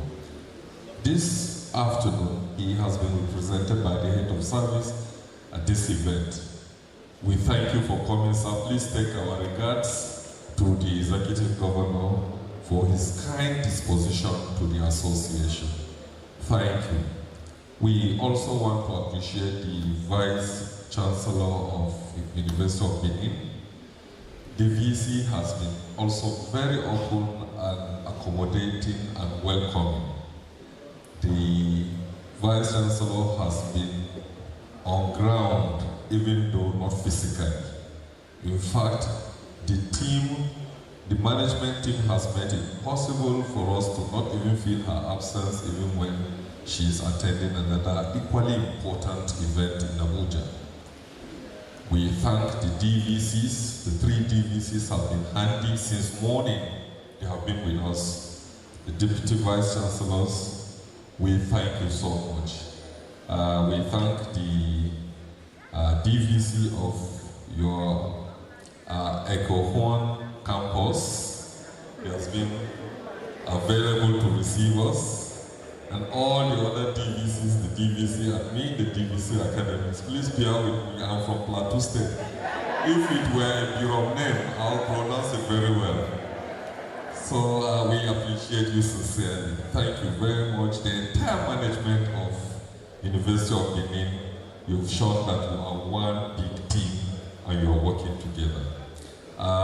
We also want to appreciate the Executive Secretary of TED Fund, Architect Sonny Ochonu. Architect Ochonu has special interest in, he has come with this vehicle to rejig the funding of tertiary institutions, especially universities. And anything that has to do with universities, he has shown special interest. He has also shown special interest in our activities as an association. And this he proved when the vice chairman of our association and the host registrar visited him in Abuja. He had enough time to discuss issues that have to do with our association with him. And you can only get that kind of disposition and openness from somebody who has interest in your activities. So we thank the EAs of TED Fund. We would like his representative, Mr. Kola Okulola, to take our appreciations to the EAs. We thank you very much.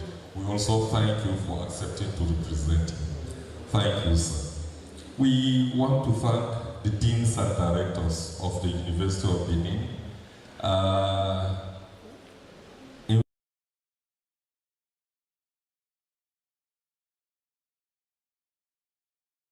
Immediately we drove in this morning, you know, the atmosphere was very welcoming.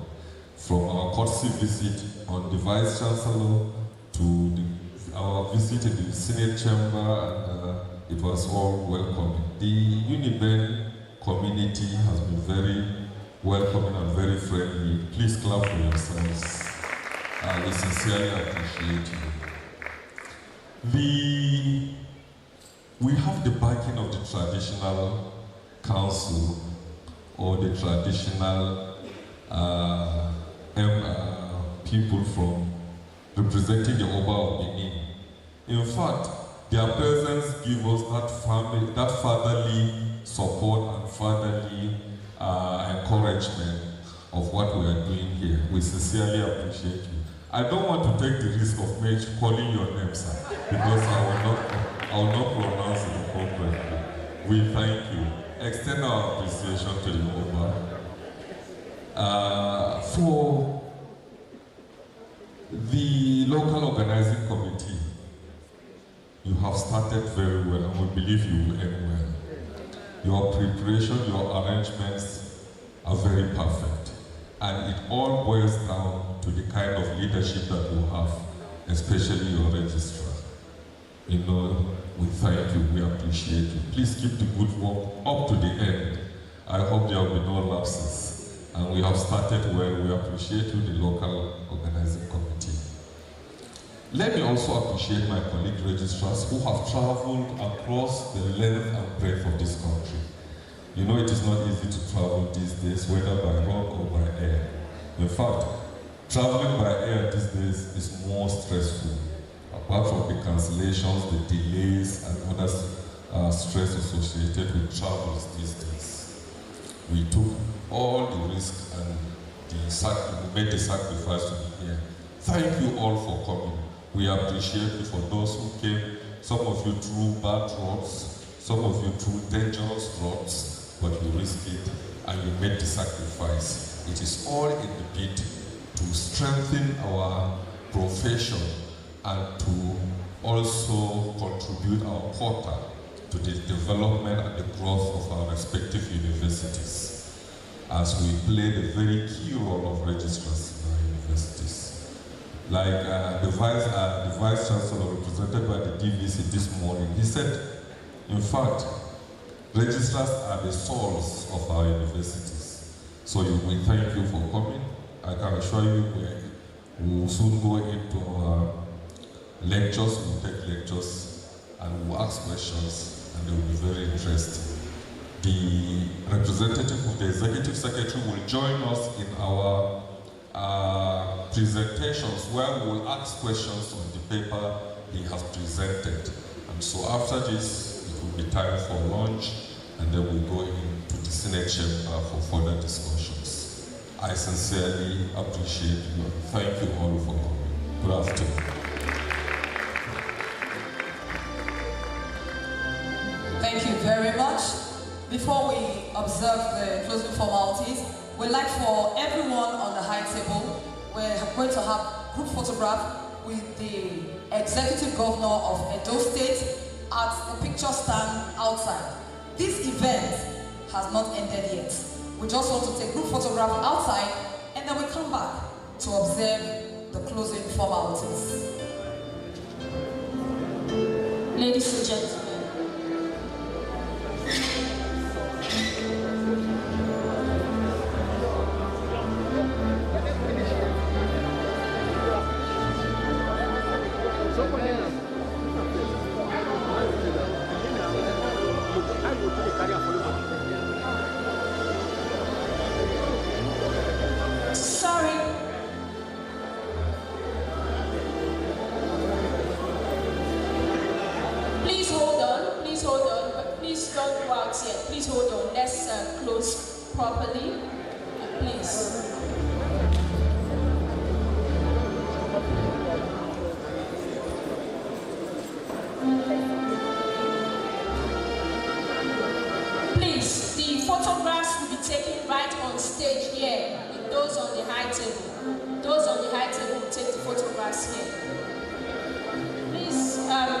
His Excellency, sir. Your Excellency, please, here, Chairman of ANU, guest speaker, keynote speaker, Deputy Vice Chancellors. We have Deputy Vice Chancellors, Ekewa, Deputy Vice Chancellor Academic, Deputy Vice Chancellor Admin, and the representative of the Bossa. We also to be a part of this is the representative of the Oba of Benin. Thank you so much, distinguished guests. It has been the 18th annual retreat of the Association of Registrars of Nigerian Universities Annual, and we have been at the auditorium, main auditorium, Akindeko Auditorium of the University of Benin. Just like you've been informed, the 74th business meeting we hold at Senate Chambers. Thank you all for your patience. Thank you. God bless you. It has been an honor to accompany this event. My name is Elisume Eliamiatoy, and my colleague here, Tracy Omoago, the Public Relations Office. While that has been done, please can we all rise? Can we rise? Please remain where you are. Can we rise for the national anthem, the second stanza, as a way of closing prayers? Please let's remain where we are. Please, members of the high table, please can you go back to your seats? Please go back to your seats. We'll take the Uniband anthem, and then we'll take the second stanza of the national anthem as our closing prayers.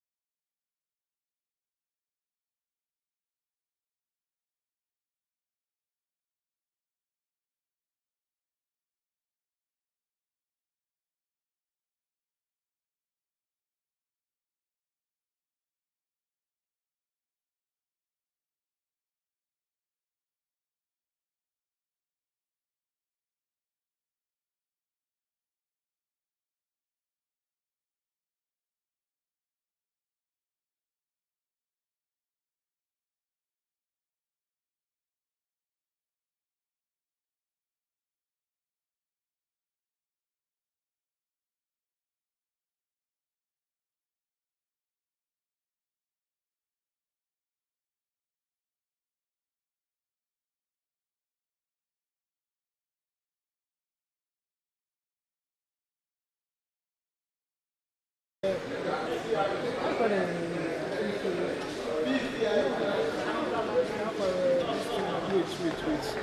This is not stereo. Leave on from there. Leave on from there.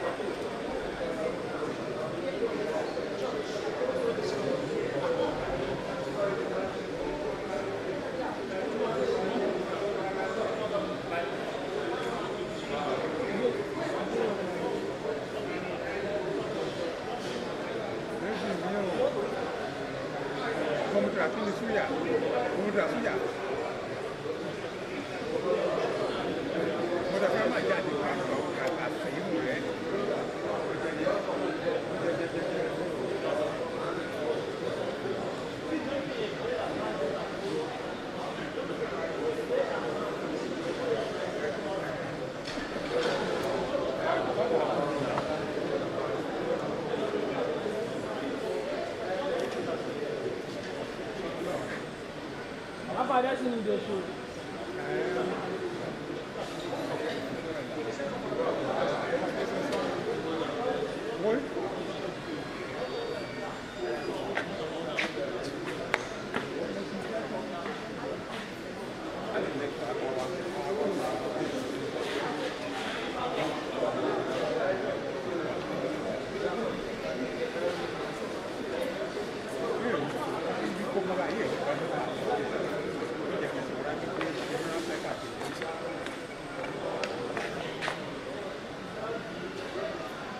How do you zoom? Who's that using now?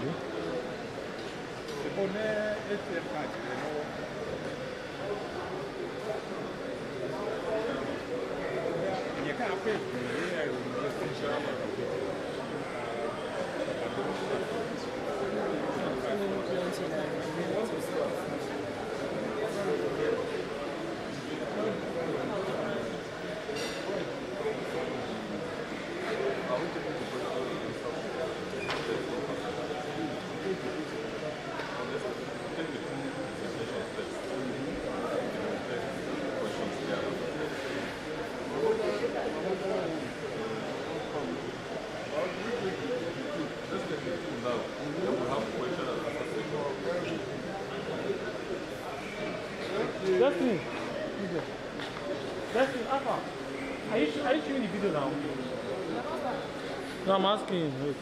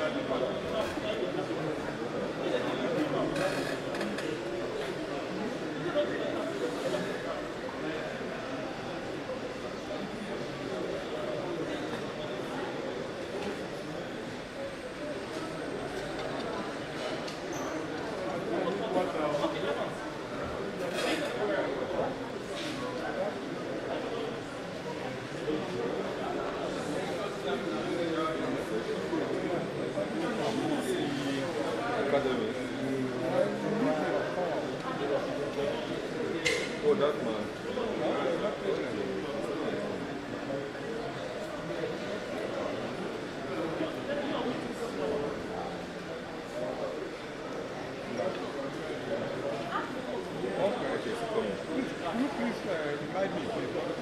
I know I've written the paper out, but I don't know all the items so far.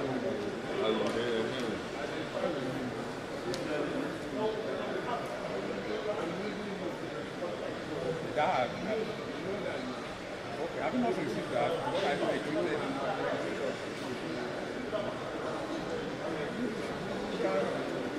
Check the human resources. I know I've signed something later. What about the system now?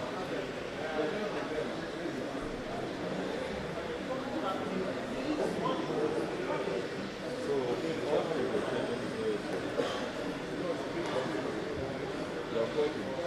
what about the trouble?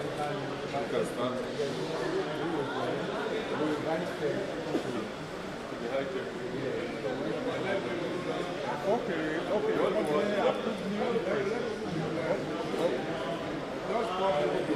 And somewhere when I live there, although I've detailed the human resources, write letters to this and everybody, so that we do it once and for all, because it's circulated. It shouldn't be a thing that it should be given out of this meeting. But I'll get back to you later by tomorrow. I'll find out. Once more, please can we all indicate for all registrars that are outside, can we please come in? Registrars that are still outside, can you please come in? We are about starting the session. All registrars, please come in and get seated.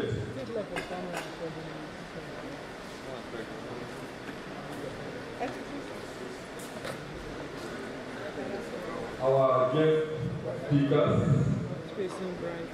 distinguished registrars, ladies and gentlemen, good afternoon. We want to appreciate each and every one of us for a successful opening ceremony, which ended a couple of hours ago. We are now going into the session of lecture delivery. We have taken the keynote address.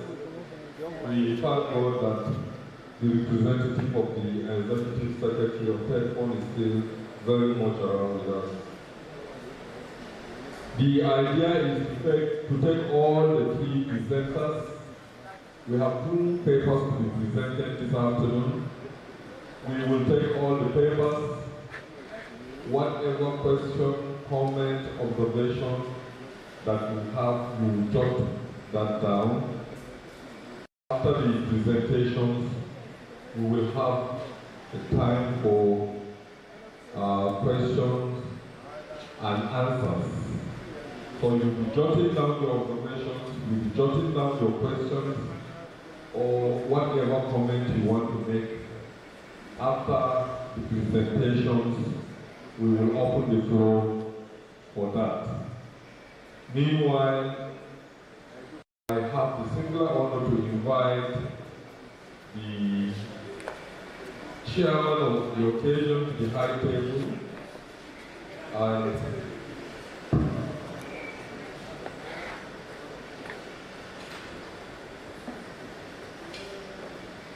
the person that will chair this session is no other person than the Deputy Vice Chancellor of University of Benin, in charge of the Ekeohun campus.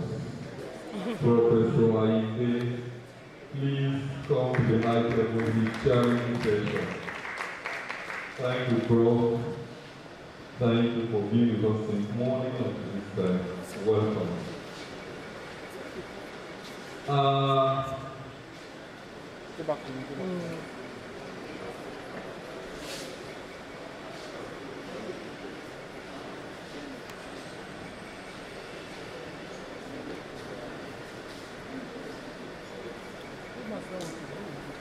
The person that will be presenting the first paper is Professor Michael O. Pablo. Please come to the high table. The former Vice Chancellor, Student Administrator, who was also Secretary General. Committee of Vice Chancellors of Nigerian University.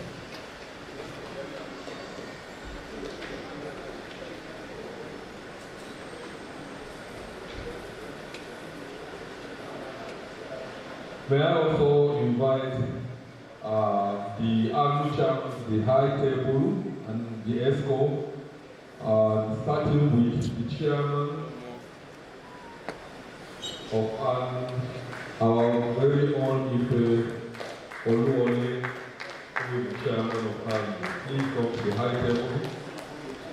May I also invite the vice chairman, who is also the host registrar, the Registrar of the University of Benin, Ademola Bobola. Please come to the high table.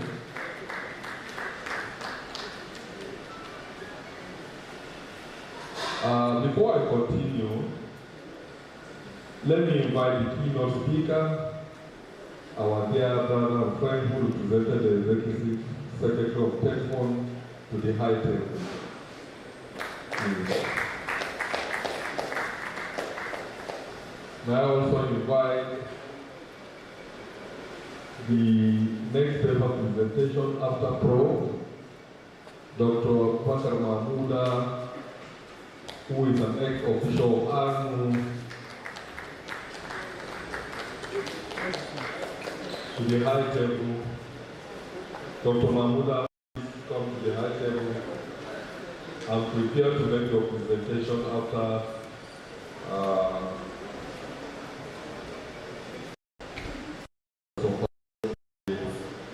the next is Reverend Daniel I.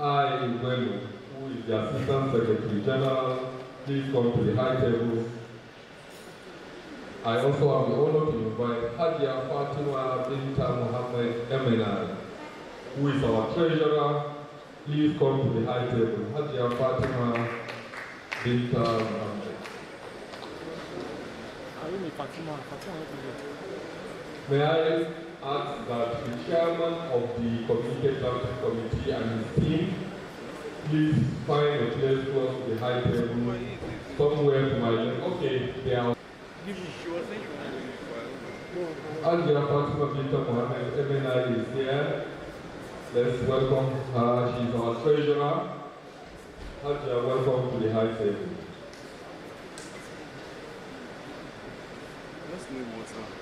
Ladies and gentlemen, we'll go straight into business. But first, I will invite the chairman.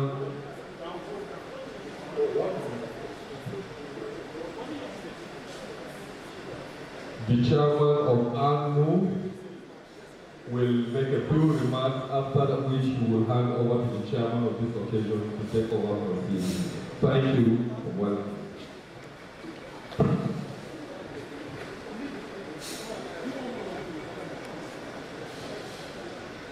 The chairman of the association, the deputy vice chancellor, Openwa Campus, the University of Benin, our paper presenter.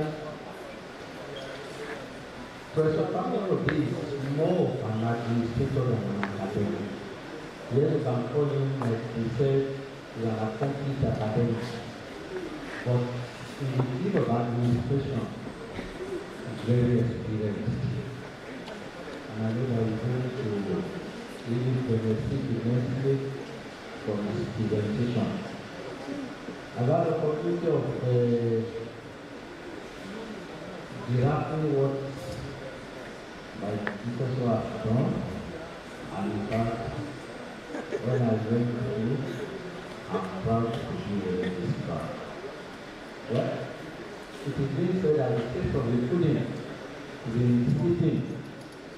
I want to encourage us, let us follow this session through, and I know that we will be better for it. Thank you, God bless you. Now I hand over to the chairman.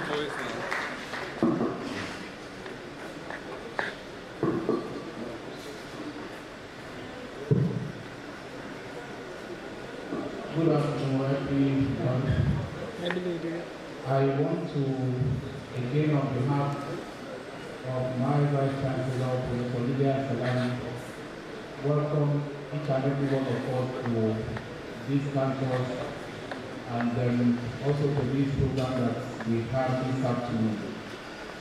As said by the chairman of our group, this is a session that we have to come together to deliberate and exchange ideas about the way to go forward, so that at the end of this session, we will have become more informed about how to go about the business of the university.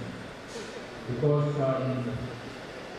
recently we know throughout the nation, we have witnessed different types of demonstrations occasioned by the announcement of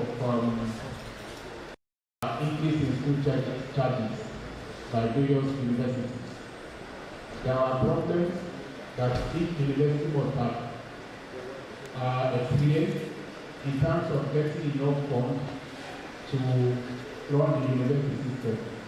And as my vice chancellor always says, the principal, our principal, particularly most of us who work in federal universities, the expectation of the principal is that we look for money from we squeeze money or water from the stone, which is very, very difficult. So most times when even subventions are provided, they are grossly below what the needs of the universities are.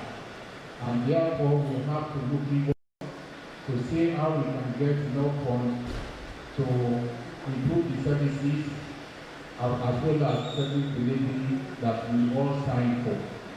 Again, when we look at our systems, the cost of running our respective homes is becoming increasing. In fact, when you buy a bag of rice now, they will tell you it's about 50,000 naira. If you want to buy one that is less than that, you'll be struggling with stones as well as plates of rice. But if you want to buy better ones, you have to get 50,000 naira. That is for us to maintain our homes respectively. But you can imagine in the system where we gather 60,000, 70,000 students from various backgrounds. And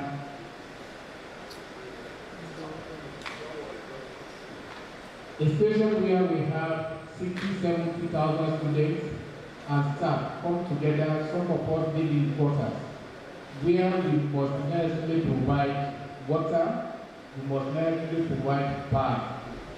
As much as possible, we have to spend to sustain all this. This is aside different amounts of money that we spend in making sure that we keep our campus is clean. So where do we get this money from? So it therefore behoves us, so that as we interact with parents outside, equally I know majority of us are also parents. As we interact with the public, we should be much informed in such a way that we are able to convince everybody that there is need for us to think outside the box. How can we do this successfully? That is what our professor, our erudite scholar, Professor Faborodi, who I would say has seen both the inside and the outside. Like this is around this.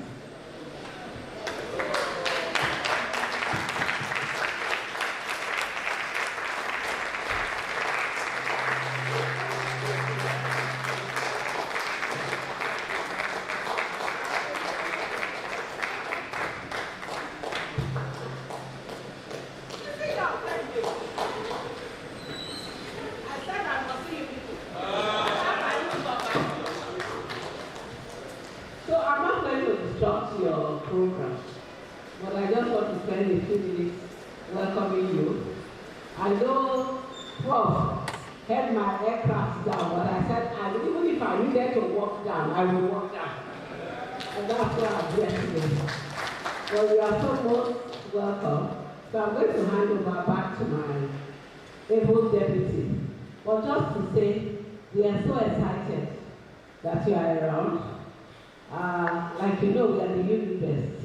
Even though I can see some of you blushing, I think back I should say Unibest when my own university is here. But that is the truth. We are the Unibest of the universe, not even of Nigeria. So I want to recognize the high table my big brother here, and all other members. I'm sure he would have mentioned to you that CBC was having their own 60 plus, and as the chair, I had to be there. But I know that my spirit was here because I was monitoring your movement. So when the governor was busy calling, I told my red, I said, I told you that I am wearing double, I'm in Benin and yes in Abuja. So anyway, just to welcome you and to appreciate your time. And I hope that at the end of your deliberations and discussions, that you would have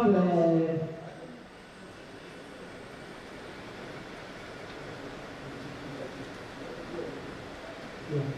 So I'm hoping that at the end of this, that what you have been doing that is so right, you will continue to do. But areas where you need to buckle up a little bit, you will at least sharpen the tools in those areas. Because I know my own registrar is living up to expectation, and I expect that all of you are doing it. So I'm going to run away. Not because I don't want to spend more time with you, but so that I don't disrupt your already, designed program. So on the high table, I recognize everyone again. Wow! And you did tell me, and I didn't get my Christmas dress today because I just flew in. But it would be nice if we can at least stand just take pictures so that at least I will remember this day. Okay. I'm so sorry that I have come to distrust, but I'm sure this will not be snappy. So I wish you well, and try to see. Right, I hope you're giving them the Edo State cuisine. You must eat starch and owo soup before you eat them, so that you can carry that with you and know that we are good people, hospitable, and good cooks. So, like they say, for the old men, we don't worry about you. Even if we cook for you, we can't do anything. But for the young ones, well to where you go to and the food you eat to, I'm just warning you. So thank you so very much, and God bless you. Thank you.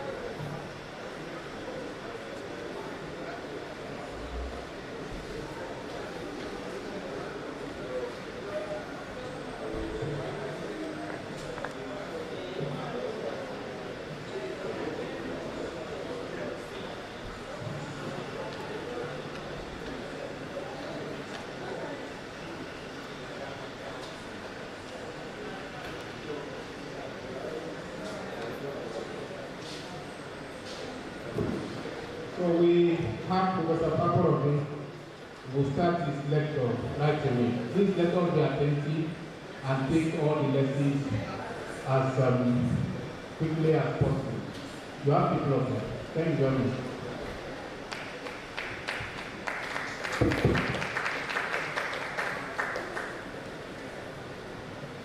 Thank you very much. I was here for the session. Representing the Vice Chancellor, who is the chief host. I know what we are in Abuja, and I told her I have to go ahead because I have been summoned by Registrars, powerful Registrars, so I cannot afford to stay back in Abuja while we give my attention there. So it's a pleasure to be here because of the we have spent quite a lot of time now, so I don't want to belabor the issues again. And I want to acknowledge the fact that the keynotes at the earlier in the day have touched on a number of issues that should be of interest. Very important, and as expected, to emphasize the financial aspect of autonomy, which in light of what is currently going on is also very important. I will touch about that again. But I hope you see the projection. So you move it, or you want to move it? Yes, I can move it as I want to. Oh, okay. Can you get there? Or that means I have to stay there. Okay, and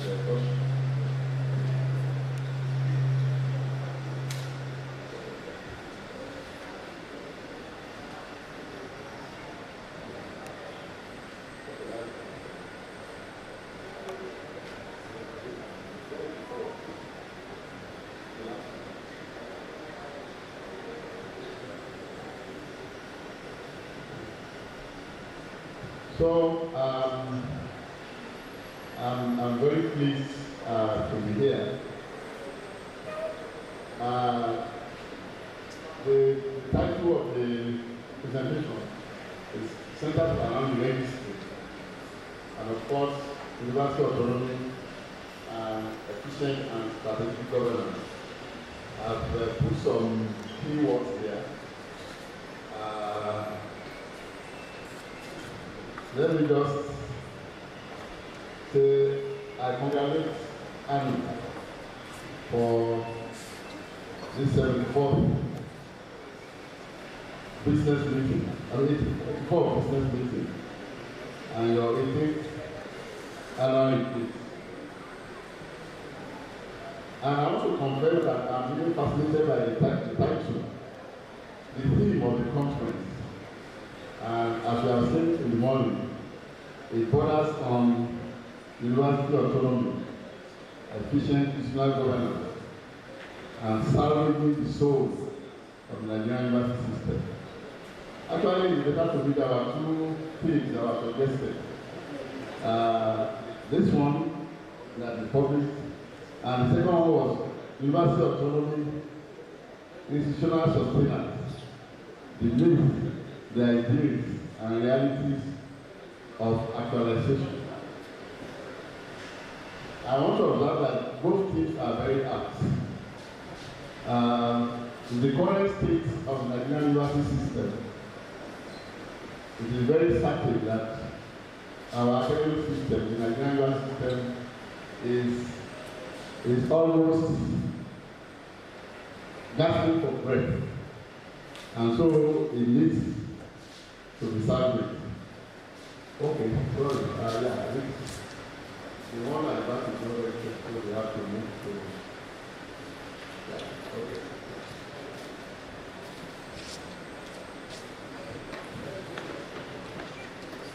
So allow I'll try and move very quickly so that we can have time to discuss the issues.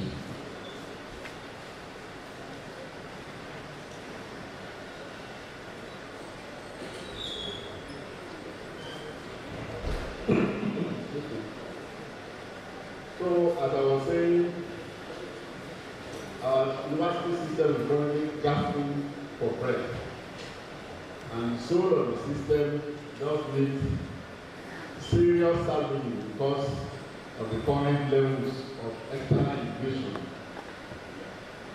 that threatens the autonomy, that impairs good governance and shakes the very foundation. I want us to look at it from several dimensions. Financial autonomy is a key issue. But if people don't understand the need for universities, then we cannot be very strict about how to manage the university system.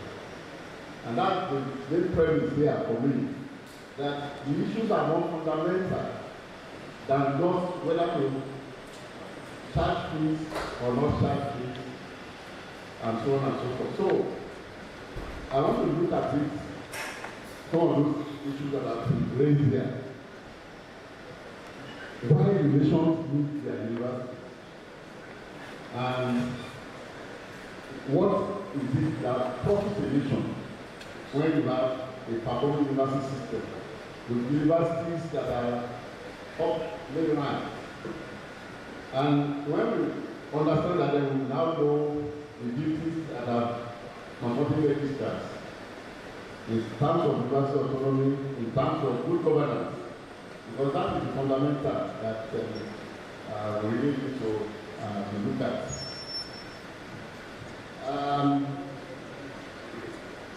I start by looking at what the essence of the university should be. And I feel that why I'm fascinated is that you have touched on a very important issue that is worth looking at as of now, so that we can be able to provide the right advice and guidance to the government. Otherwise, the administration will not lead us anywhere if we don't include the fundamental need for university. I think that there are things that we need university that doesn't make any contribution to national economic administration. So, everybody in the system, connecting responsibility is so important. And I want to quote from the statement of President of Harvard University, Professor Lawrence Summers. He was 27th president of Harvard University. That's 2001 to 2006. About the roadmap of Harvard, this is what he said. Something of which we can all be part of. You know, there is another aspect that is important in understanding an institution like ours. It is, I think, very much related to perhaps a product of our success in being one, a bastion of tradition, but two, also a font of novelty. And that is that almost uniquely among institutions like this all over the world, that Harvard has been American University for over a century, and it remains so. And it says, hardly can you find that in other sectors, in other sectors of the economy, business and so on.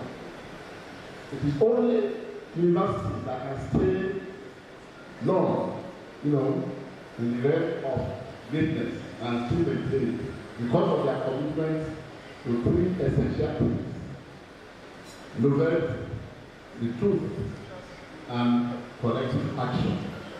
So, I want us to know that we must forge understanding, for people to understand the purpose and the need for the university. There has been so much perspective in our institution that we have lost all sense of the university. If you mention university in Nigeria now, people sort of mention the issue of strikes. And if you make that the focus of the system, then it's going to be self-defeating. And we will not be able to get those things that universities need. So it's very important that the bedrock of the university system is good governance. But two questions are very important when we are talking about good governance. The first one is why do nations need their universities, and what makes a university great?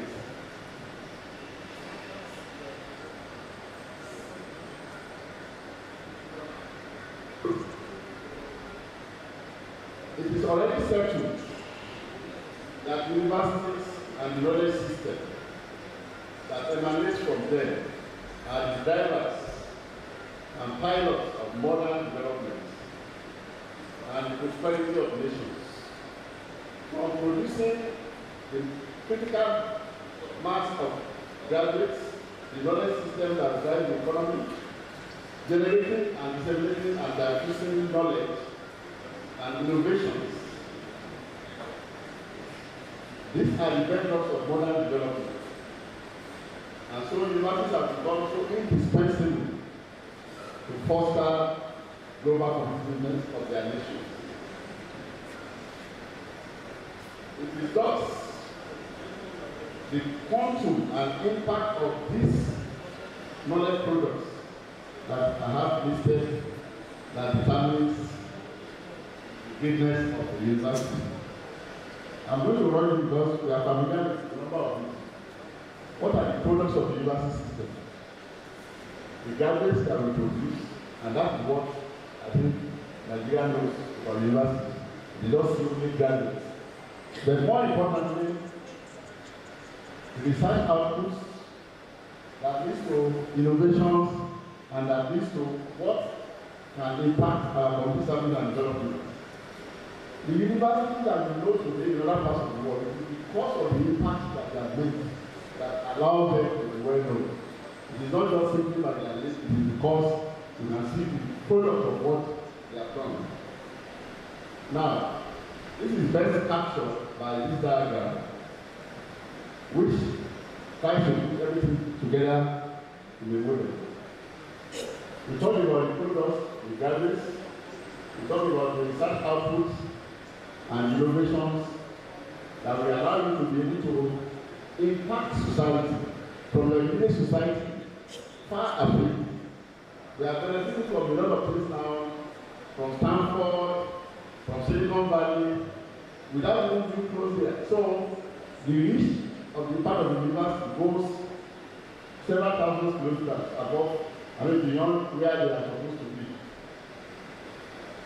Sorry. Yeah.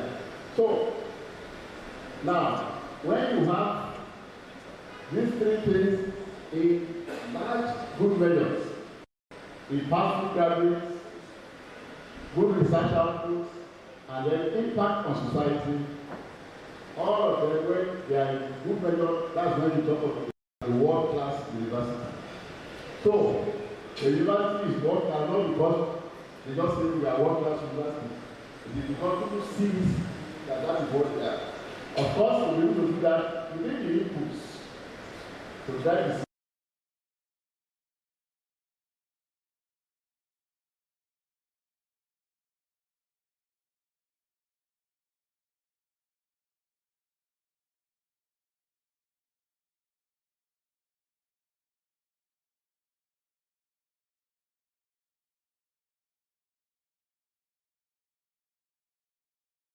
So the infrastructures and so on and so forth, they are there.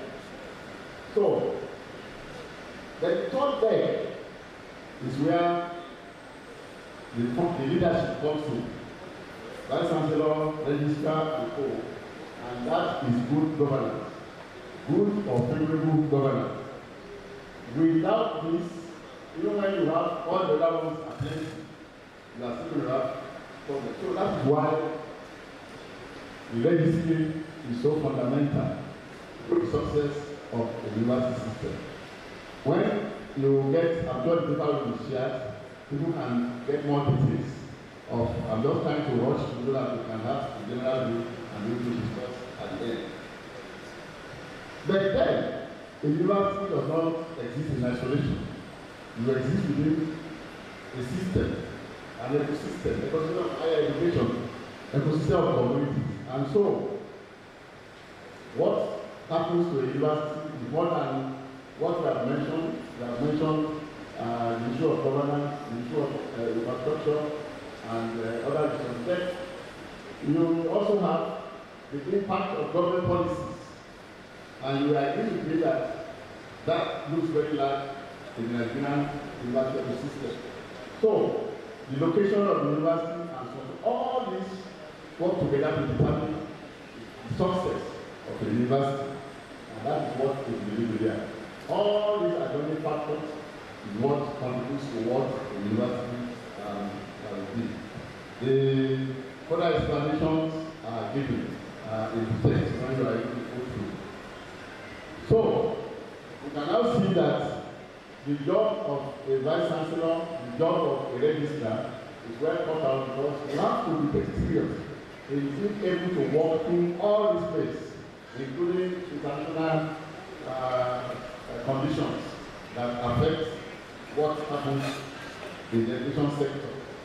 Then you have to belong to all the associations, international universities, AAU, and so on and so forth. So all these are captured in that narration. And this shows sort of audiences that we are dealing with. We are dealing with corporate bodies, media, policy, alumni, and so on and so forth. You have the staff and students, their parents, and so on. Earlier we were talking of what parents are saying about the new fee structure. So all these are very important, and it is important for us in university to know how we need to communicate properly, how we need to be able to relate to all these entities. And one thing that we have not done much is to let people know the value of our universities. And what do we mean by that? There are several dimensions of how universities impact society. I want to use just two examples here to illustrate how we can do this and how we need to do it. But just take it in your slides that university quality is determined by those elements and that you need to fulfill those expectations from society.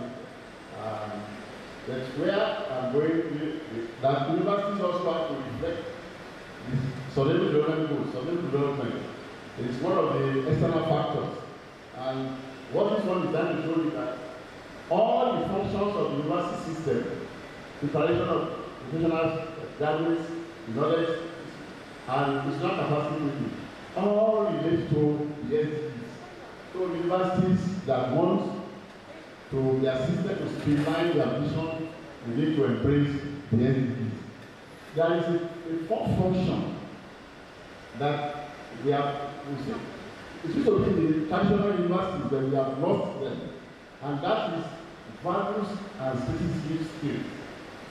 This is now coming also in form of entrepreneurship, and universities have to embrace this, and I think in some aspects of the system this is now reflected. Because if we don't try to reorientate the national value system, like for the youth, we will find that we will not be communicating at the same frequency, and we are going to have youth that will be so distant from the realities of the nation. So that function is very important. They're talking about the value of university. I mentioned 2 examples. A recent report tried to highlight the economic importance of credit. This was a report that was released in March 2003. And as I said, it covers all the dimensions of impact. The research and knowledge exchange, contribution of teaching and learning, contributions of educational exports, contributions of university spending, how it impacts the living society, and also tourism that some universities have also leveraged on. Now, in the Nigerian case, when we talk about university exports, you know now that we virtually fix the top countries from our revenues because the condition there does not allow them to. So we spend all our money to produce the graduates and they go and serve other nations, they go and serve other countries. That's a colossal loss on the nation. That will produce top-notch medical doctors, nurses, and they don't need further training when they get to other countries. So that shows that the quality of education that we so much despite is actually the way they are utilizing the environment that they come to. So those are the sort of costs that we can now factor in. You know the remittances that comes from Nigerians in diaspora. So our universities, we have to take up this challenge and try to demonstrate that we have a value that the country should work about. One important aspect of this is that research contributes 78% because state rates contributed 30 billion, about 30 billion pounds to UK economy in the year of this study, I think of 2019 to 2021. 30 billion in absolute terms that Cambridge has it as compared to the British economy. And out of that, research and progress of research contributed 78%. Now, in the case of Oxford, the same picture. In the case of Oxford, the total contribution is about 16 billion, 15.9 billion. And out of that, 65.6 comes from their research engagement, research and teaching out the research. So you can see that, I mean, just by the quantum of what you contribute alone shows that you cannot afford your university not to be productive, even just for one day. And so it is very important that we should do a similar study and be able to demonstrate to the Nigerian government the contribution of universities to our national development, and particularly the importance of research. Thank God, Tech Fund is now able to provide some funding for research through the NRF.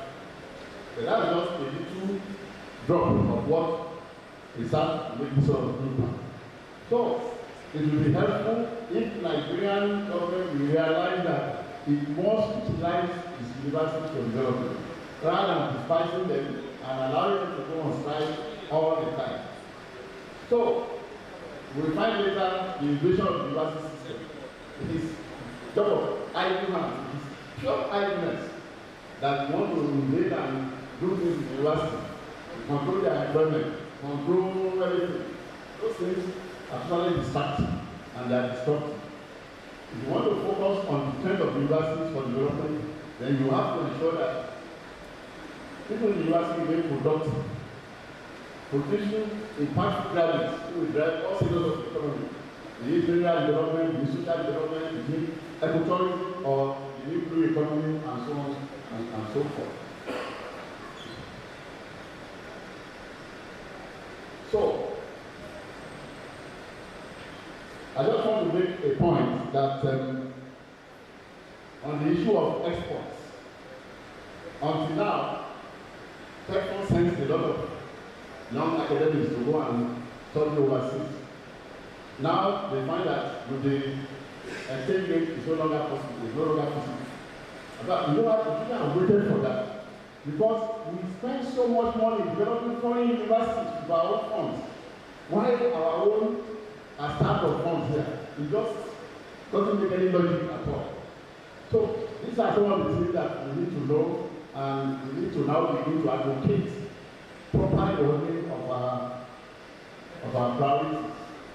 So this leads to the need for strengthening institutional governance, and that's where we are living.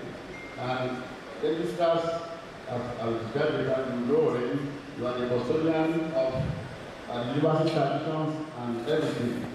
So we need to ensure that universities focus on the research agenda, because the research agenda also impacts even on the teaching agenda. If you don't do good research, you cannot be a good teacher, because you don't literally all notes and your students be in the class playing with their phones, and you know they are attending to what you are teaching because you are not bringing to them any new knowledge. So universities must emphasize the issue of academic research, and in that respect, universities to ensure that the research agenda is properly managed by somebody who will focus. There is so much to do.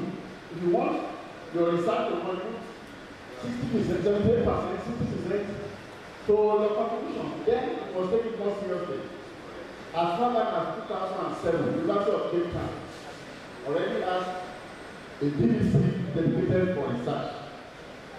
So the few Nigerian universities are trying to embrace that now, but I think we trying to continue so that we can focus more on the research agenda. It's also in every other issue.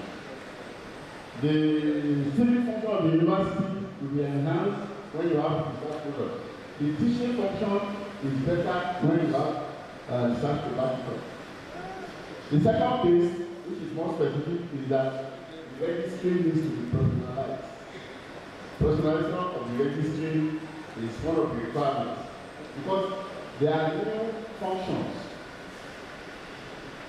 that borders on trying to generate more resources for the university. The research function, research management is not the purview of academics as well. It is the purview of administrators. When we had to deal with MIT for a research article, we were communicating with research administrators who are experts, who know how to write research grants. All you have to do as an academic, make your material available to them. They are really know how the grants, the different grants, how do you assess them. So, but we believe that academics have to do everything, and that is where we begin and indicate that's one of the innovations that have happened with the registry. So, this is very important that we have to bring this organization back to our registry. So, the issue of research management, the issue of advancement, the issue of strategic planning, data analytics, all these are functions that should be part of the registry. And we train people to ensure that it can be done more efficiently. The academics is talking about teaching, is supervising graduates and undergraduates, and so on and so forth. So, let us try to design our system, and it behoves you as registrars to think deeply about this and configure the university system. Also, issue of innovation dietitian, staff capacity building, native and values of the national identity ingredient. When I was a younger academic in Ife, I know that capacity building, there was a directorate of training that was so important, where a number of university staff used to be trained locally. Hardly you see the need to send somebody overseas. But all those traditions are gone. And that's part of the problem that we have. So, if you want to give the architecture of the registry and make the registry more functional and more involved in shaping the future of the university, then we must embrace some of these aspects of governance. Of about it. So, just a few things about the registry. It's like teaching to the converted. It's the way that you are the engine room of university governance and management. Indeed, the registrar is the chief administrative officer and custodian of all the staff and symbols and assets. The registrar is secretary of council, secretary of senate, secretary of congregation, secretary all the committees. And these functions are so fundamental to the success of governance in the university. Remember, we have said, without governance, all the other inputs will not be useful.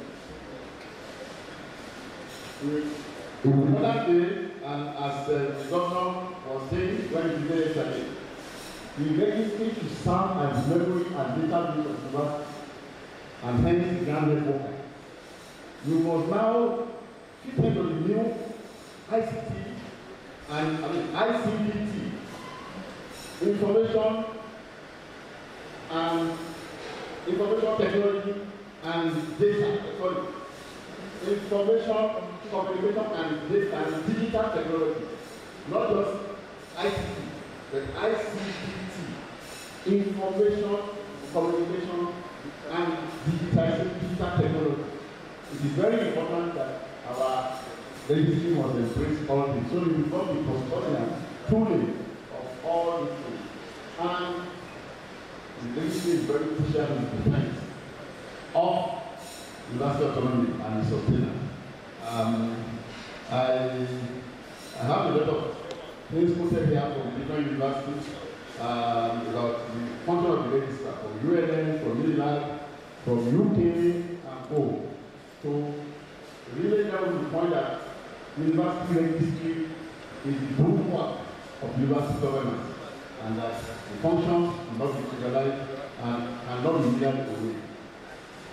Now, I'm going to read this part because it was something when you had your compendium about 1 or 2 years ago.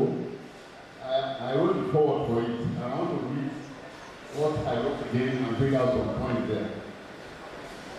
That it is about the substance or seemingly harmless actions taken from the 1980s, which have blossomed to alter or erode the traditional functions of the university registry. Starting with the advisory committee instituted at the Ahmadu University. If the register of Ahmadu here, they will probably engage more when we have discussion. Following the student unrest, which called the student division of the registry to be severed to now come under the Vice Chancellor's office. That is gathering the way we start written and start seeing the primary position of the registry. This was into the civil service of the mainline ministries have been trivialized. Even to the extent of the central bank is now into agriculture, is into industry, is into education. Central bank is the one determining what areas to put in some places. Leaving his own traditional job of monetary and fiscal policy in the Ministry of Finance. And you see the shambles that we have in our economy now. And we have a lot of those things there and there uncompleted. So that was the assault that such a thing will bring also to the university system. The ABU episode was to be followed by several other such incursions at the creation and transfer of legal units, information and protocol, works and maintenance from the registry to quote and unquote the university presidency. There was indeed the effort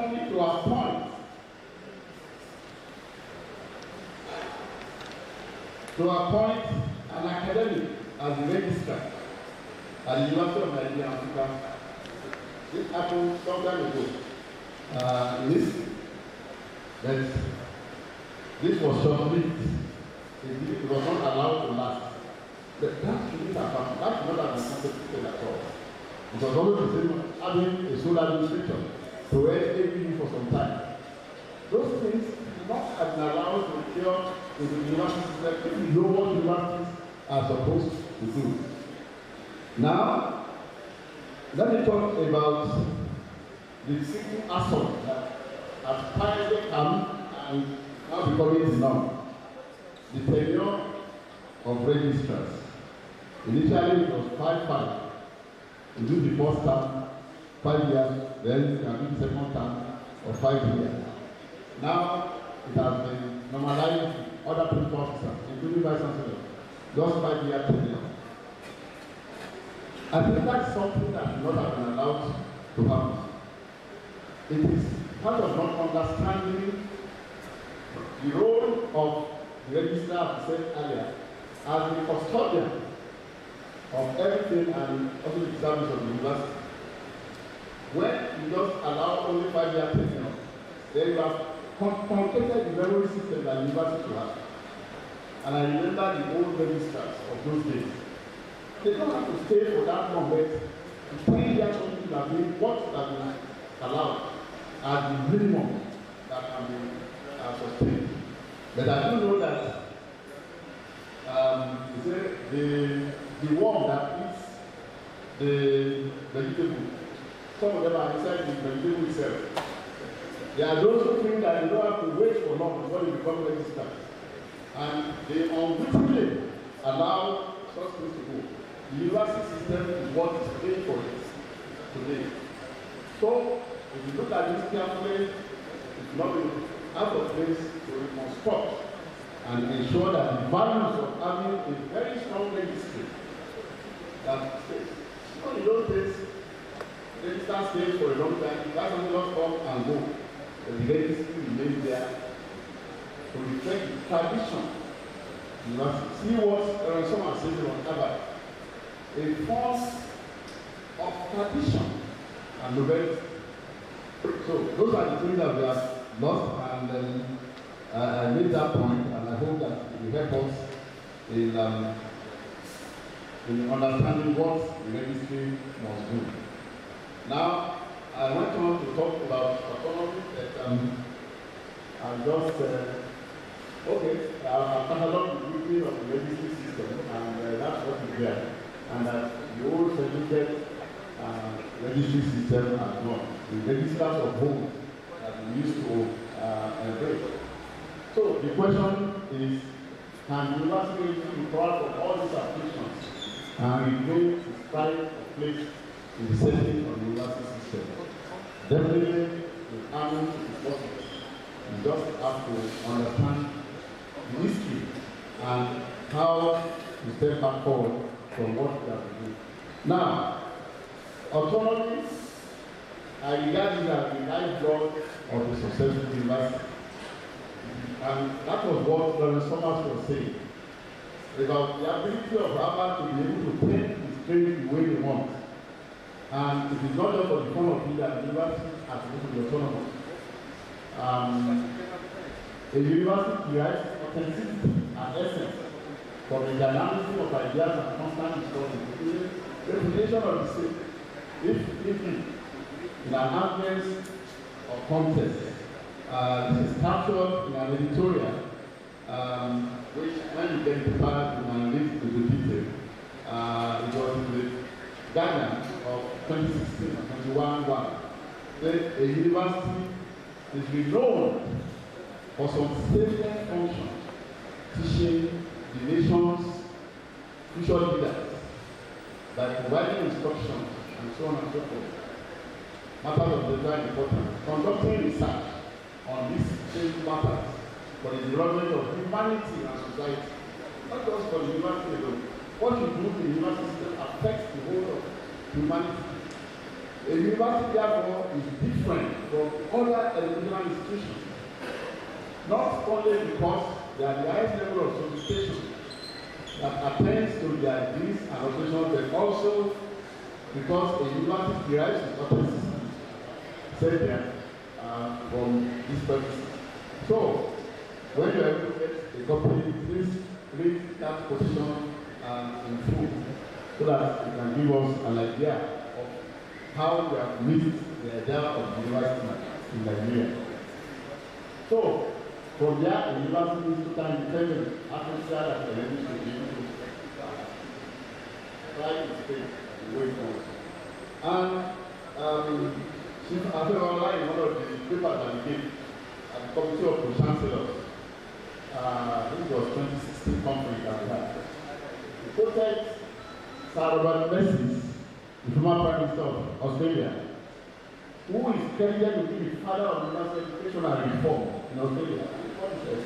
I prefer to think of academic freedom as a precious and kind example of that kind of freedom which all thinking men and women want for themselves, and we will not abandon without a struggle. Universities are accorded a high degree of autonomy and self-determination on the ground that the particular services they render, both to their country and to mankind in general, cannot be rendered without such freedom. So, universal autonomy is a more fundamental issue than what we have today in Nigeria, and it's really very sad. This when you get the paper, I'm sure the rapporteurs will extract more. You have more positions and ideas from Chief who, apart from being everyday lawyer, is committed, very passionate about education, and today we have a university that we can even call a university in Nigeria. When you talk about advancement of universities, when you talk about raising resources for the university, that is a man, Samson. When he was opening, the teacher of Abba here, when he was commissioning the teaching hospital, he gave information that there were 17 partnerships that contributed to various aspects of the college of the teaching hospital, either the kidney center or the eye center or the female ward and so on and so forth. So, you want to know how to raise resources for the university that will need to survive, then you must pay attention to what Allah has said and we have done. But he went on to acknowledge us, and this is very important, that autonomy does not mean freedom from accountability and internal integrity. One of the things that is very important for university is accountability and internal integrity. And apart from accountability, that you can say is the function of the boss, internal integrity is the function of the registry. It is the registry that will ensure that things are done the way they can be done, there is fairness across board, and we don't bring in nefarious considerations to determine appointment, determine promotion, determine anything that is happening in the university system. So, please, the registry is too important to university governance and the maintenance of university sanctity and autonomy. And so, that one thing. And autonomy must be secured. And this is a very important point as well. With sober dialogue, it is to communicate with people and bring out the goodness of the system. It is not by strike. You want to negotiate for understanding so that people can know why something was done. It is not by abusing somebody that you are negotiating with. And you want to sit on the same table with the same person and negotiate. When you have abused his father, abused his mother, and done, and you have done everything. So, it is not secured with strikes, violence, or verbal abuse. The sort of thing we are doing now will lead to coming out with informed policy decisions that can now be transmitted. And we can now talk about policy dialogues with people in government, with people in legislation, and we need to secure legislations that will reverse some of the encroachments that have happened. I mean, one of the sad things, the day it happened for me, was that the National Assembly had to legislate against sexual harassment and things like that. It's an indictment of the university system that National Assembly has to come and legislate on what can be internally regulated by the system. So, we have surrendered all the basis of freedom and autonomy of the university and allow National Assembly to now come and do such things. So, the registry and registrars will remind us, those of us who are in this ecosystem, to reflect our calling, our values. The academia is based on knowledge. We use knowledge argument to persuade somebody is different from your own. You don't have to fight the person, you don't have to abuse him. Then you need to convince that your viewpoint is the right thing. So, it is very important that the registry must take on board this perspective. And to come back to the catchphrase of your theme, salvaging the soul of the Nigerian University System. Right now, there is this invasion, and this invasion and loss of moral authority and moral values must be halted before it becomes so direct that we're not going to control it any longer. At least, I know that it's not about 2 years ago when I was vice chancellor. You don't have this level of engagement. That everybody that wants to do something just comes to the university and start harassing vice chancellor, registrar, accountants, and posters, and so on and so forth. But some of them are self-affliction because they were invited in by the university. They were invited in to come and see some of the things that they call the cloud circuit. And now they gain entrance and they don't want to disclose again because they now see that it's a very busy territory where they can mine anything the way they want. But it's very sad for the university system that universities have become back there for invasion by all manner of organs of the system, including the assembly. You can testify to what we call the public finance committee and so on, where you go and say, so drop it there, see what is there. That your colleagues brought this, so you drop your own before you can even talk to me. You cannot be governed like that. You want to appoint, and then you have to go to head of service, you go to secretary of the government, and not only complaints commission and public pregnant, and then they don't do with those that actually do your system. And you are now trying to continue. There is no university that can survive under such a regime. And once they start doing they enjoy it, they are not going to stop. So it must take a struggle to point out that all these invasions must stop. And if they don't stop, we are regretting what is going to happen to the university system. I have more examples of what can be termed invasion here. That I don't want to bother you because you are all witnesses, you know what is going on. But all I just know is that it just does not perform well for the university system. There was somebody that wanted to come. I mean, he was finishing his PhD in Israel. And says he wants to go to another university. I said, no, why don't you come down? I mean, you are very good. I'm sure by the time you finish, they will take you in your department. So, one overseas for exchange for his credential was very robust. So, after 2 years of the interview, they have not called them today. Cannot be appointed. Those appointed will not be enrolled on IPTIS. You want somebody in mathematics that you need to snatch away, you can't get it. So, please, we must work together to terminate that invasion. It is not good for anybody, it's not good for the system. I have to beg God to come back to that place where I said, I was discussing it before. I have to come and apply now.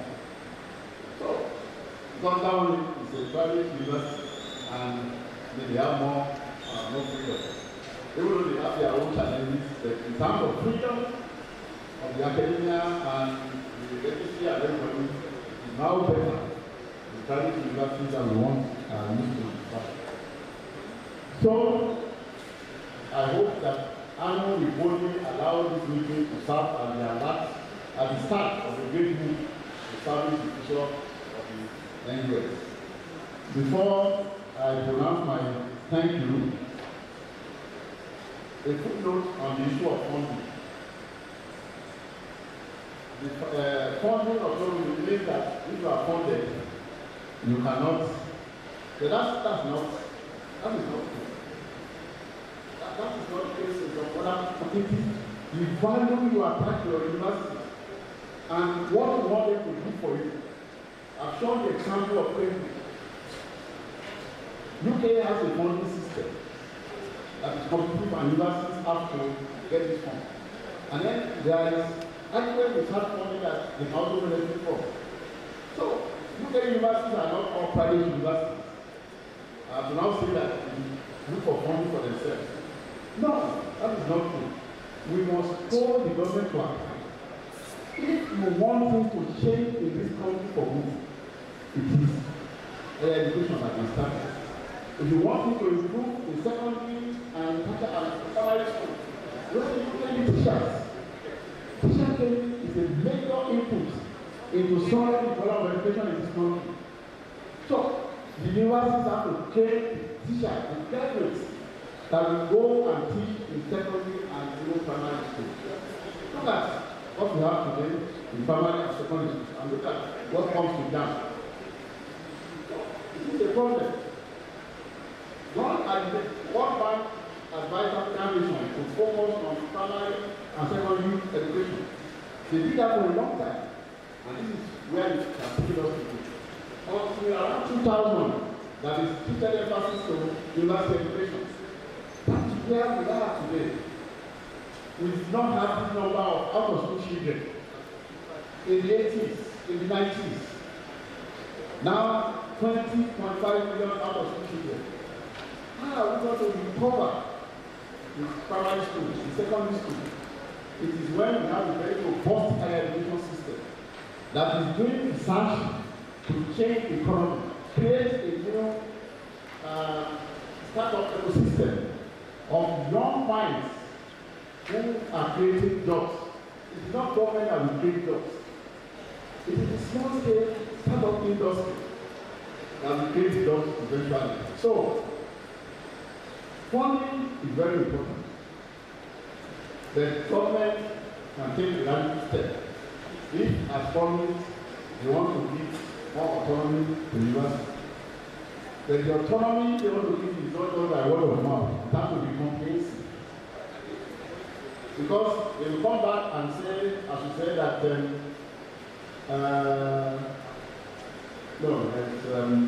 aspect. That autonomy without accountability, they will come and say because they give you some money to start up, then they want to prove everything and then they will make the university back.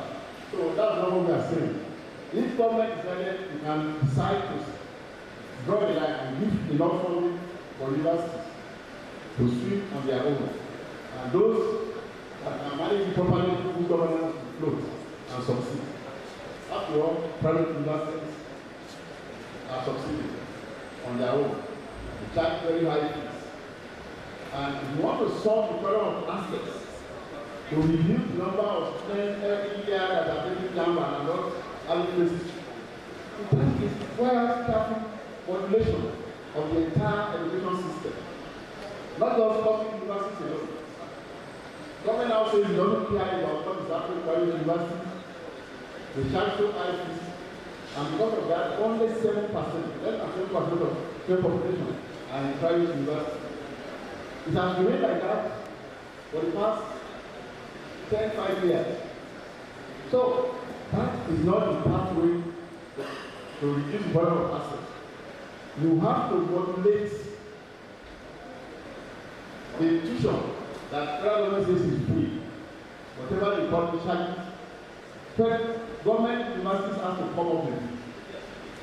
That's why some of the state universities, at least in terms of funding, they are better off than federal universities. And then try to get private universities to reduce their cost by some percent. If the difference is not as staggering, then we can be able to ensure that more people will go to the private university. Because a lot of funds is being tied and being wasted. Because some of them are trying to look for students they can't get. The government says private universities will not be funded, and that is the view of us, which I think is totally flawed. When private universities change their staff, it does not mean that they are going to remain in that private university forever. Some of them migrate to other areas of the economy. When private universities do very good research, as we want all universities to do, they can't keep it to themselves. Look at the University under the AC. They work on Ebola, they work on COVID-19. They can't keep those resources to themselves. It benefited all of us, and including West Africa and Africa, not just Nigeria alone. So, was the World Bank stupid to have allowed private universities to participate in their center of excellence? No, because they know the value of knowledge. It can come from anywhere. So, you need to understand some of these dynamics and not just turn out policies that will create more problems than they are solving. So, we need holistic thinking, and we allow all universities to step because they are part of the Nigerian University ecosystem.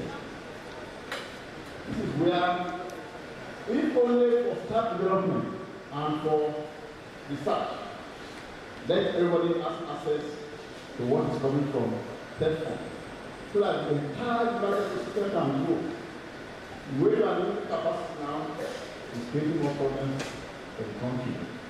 So, the government wants to deregulate federal universities. They can provide adequate funding for everybody to start. And say, we give you maybe 100 million, 100 billion to start up, and then you be on your own. You see, the government cannot then tap tuition. If you give freedom, let the freedom be total, so that we can now charge reasonable tuition to ensure that the services are paid. The government must complement that, not only with the loan scheme, but with robust policy of scholarship system, and will enable the children of the poor to also have access to education. So, that is my view on that, and I thank you for the opportunity to share this experience with you. Thank you very much.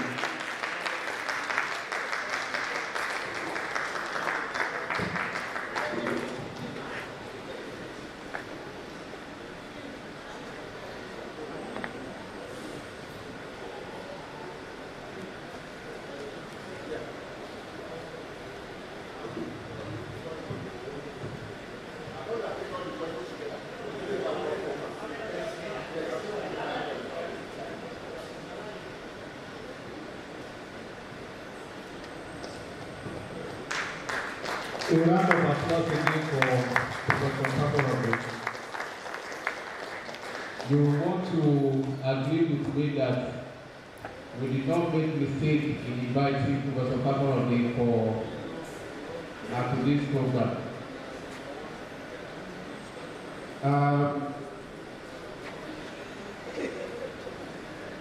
I seek your indulgence to allow the next lecturer to present his lecture, after which we take all the questions right from the lecture we had in the morning and then these two, so that each of them will be able to attend to them holistically.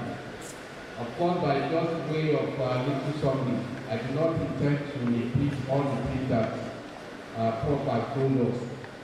He has told us that our society is a type now that despite the university environment higher institutions generally.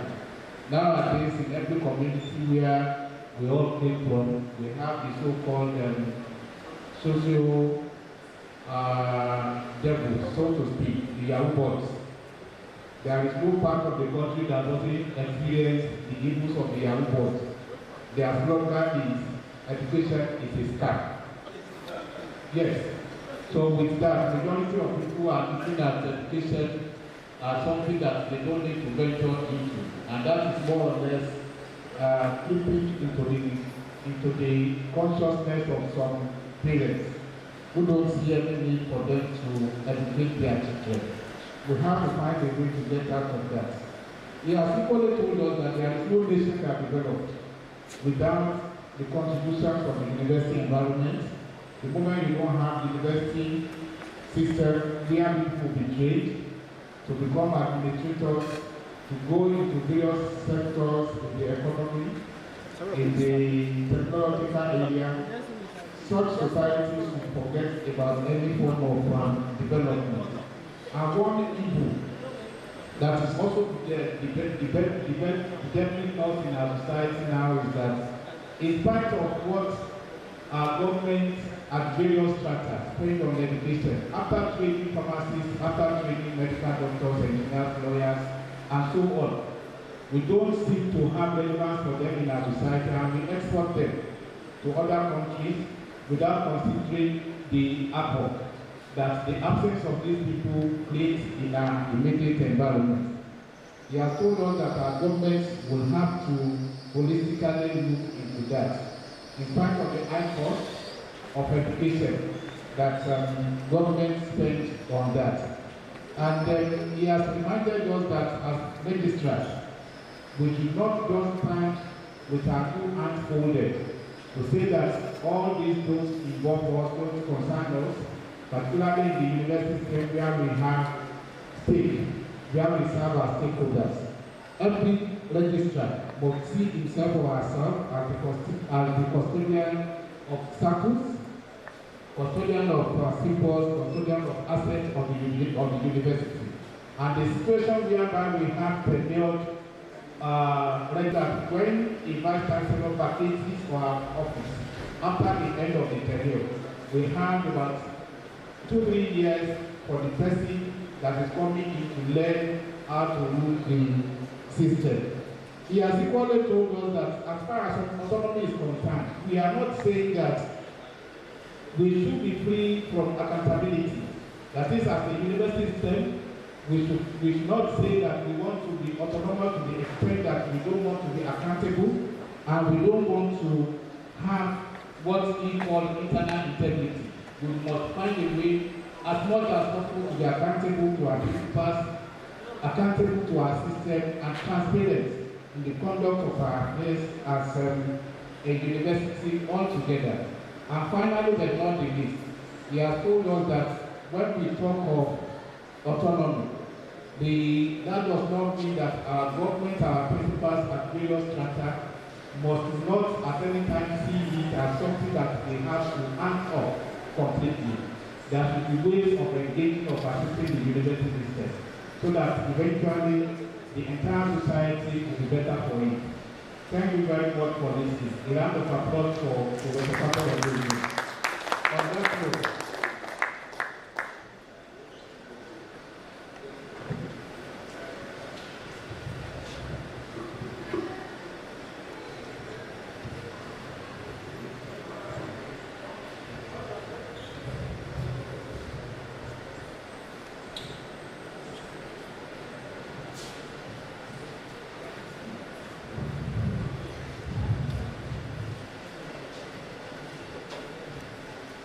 ladies and gentlemen, we thank you so much for your patience and the way you keenly listened to the lecture. Before we proceed to the next lecture, we want to quickly call on Mr. Debola Bello, Regional Manager Southwest for Power Pension, to talk to us briefly for about 5 minutes about Power Pension. Please let us dive into the next celebration.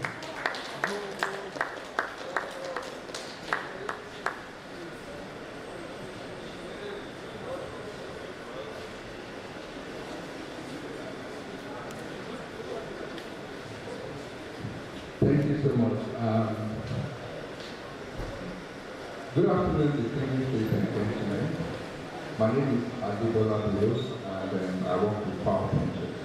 And it's my privilege to be here today, and I want to start by appreciating the organizer for giving us this opportunity to have this discussion. So, in specific, the contribution pension scheme is not a new thing in Nigeria today. And as at the last quarter, the assets under management have increased to 17.5 trillion. And that means a lot of people are joining the scheme and they participated accordingly. So I would quickly want to discuss just briefly on the recent update in the pension industry. I know I don't want to go into how the fund is being managed, but then we have classes of investment and areas where we are allowed to invest this fund. Then recently, a lot of people have been looking, how do we have access to this fund?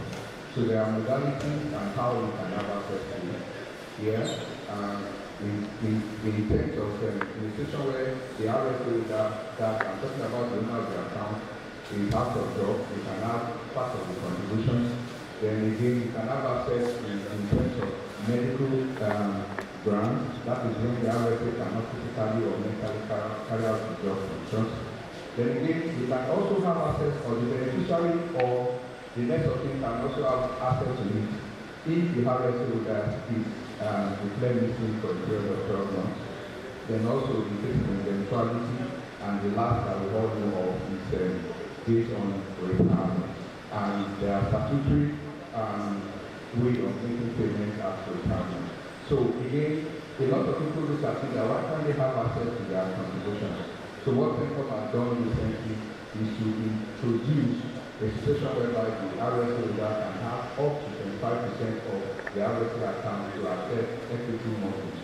And that is one of the things that we have in book now. So in specific, because I have 5 minutes, I quickly want to talk about power pensions. So who are we? Power pensions is a joint venture between First Security Discount House, now First Security Discount Group, and African Alliance Insurance Limited. And we have been managing pension assets before the enactment of the pension scheme. And today, we are part of the PFA, the first licensed PFA in Nigeria, that has been creating values to the contributors. So what are the benefits when you join PAC? So in the industry today, Techcom has said the PFA should charge a limit of 100 naira. For us, we give discount to our contributors, so we charge 80 naira. So the 20 naira might look small, but if you look at it over the period of time that you are going to work, it's a way of saying thank you for joining PAC. Then aside from that, in terms of returns on investment, we are second to none. So two things that differentiate PFA, that's the customer service and returns on investment. Those two things are what we are sure of in PAC. So now, looking at when you join PAC, how do you have access? What are the benefits? Then you will see that what you have created, we classify people based on their peculiarities and we build up strategy around innovation. The innovation is to enable every contributor to have access to the RSA account. So we have what we call party. So you need to get, you want to get your statement of account, you can get it through party. You need your RSA balance, you can get it through party. You need to visit any of our offices around Nigeria, you can get it through party.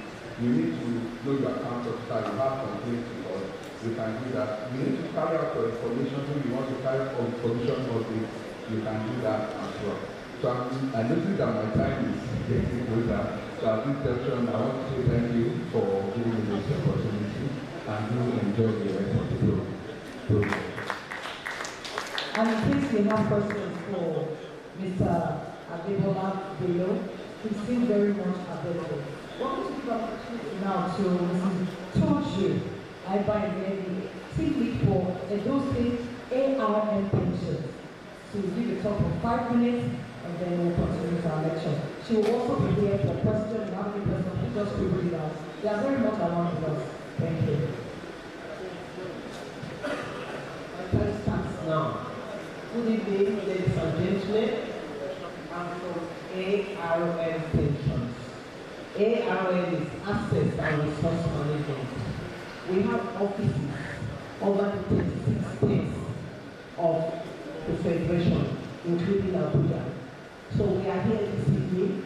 If you look at this brochure that we have, we did a collaboration with you because we know how important you are in the university system. That in the university system, the registrar cannot be undermined. For one reason or the other, people will ask you questions about pension. So that's why we did this. Because so just look at the back of this brochure, you will see us here. And we have offices all over. ARN pensions, what do we do? Outside pension, we have other subsidiaries. But basically, I'm here to talk to us about pension this evening. So when you retire, what do you get? That was the question. One of the registrars today was just saying that it's not about this scheme, that we don't give 25% at retirement. No, it's between 25% to 50%.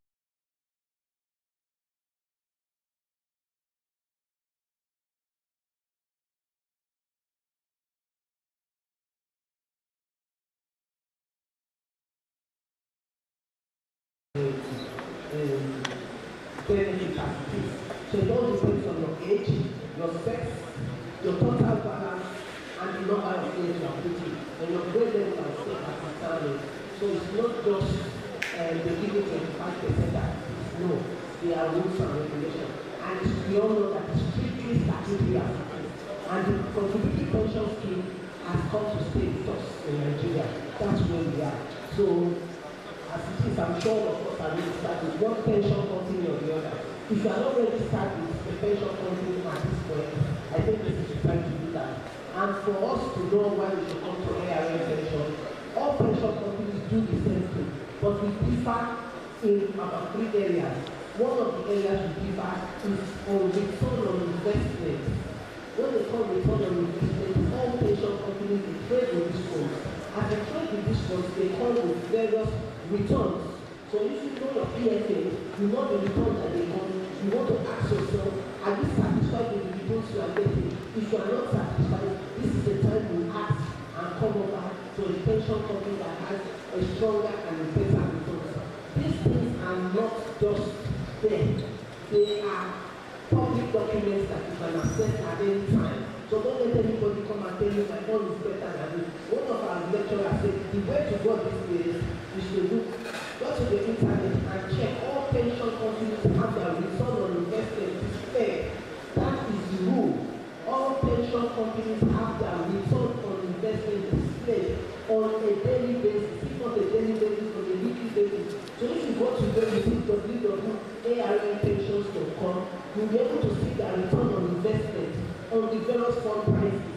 And if you go and check for other pension companies, you will see their return on investment on a weekly basis. So that one will give you a guide. I'm not here to tell you that you must not to ARN, but if you do that research yourself, you will be able to guide you properly and know which of the pension companies that offers a very high return on investment and which of the pension companies you should switch to. So at this point, I would like to, I'm not going to converse and say you must go to ARN, but please take out time from time to time to check those returns on investment so that it guides you properly. Because the choice you make today will determine how your retirement will be. And if you don't make a very good choice today, it will affect your retirement one way or another. Your returns will not be very high. That will affect what you get on a monthly basis at retirement.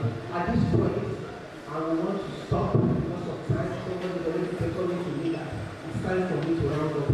So if you have questions, like I told you, we have on this back page of this brochure. I'm sure of us will go with this brochure, so you see more of us. Our telephone number is here. We are all over the states. My name is again is Toji. I find there. So thank you for your time.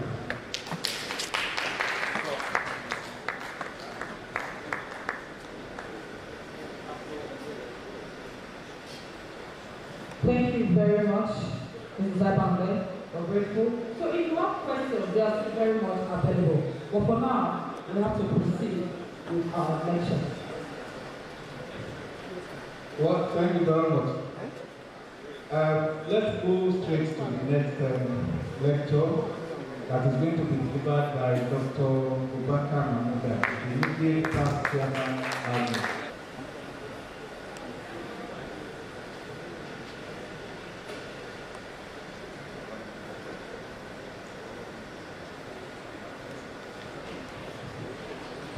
The Vice Chancellor,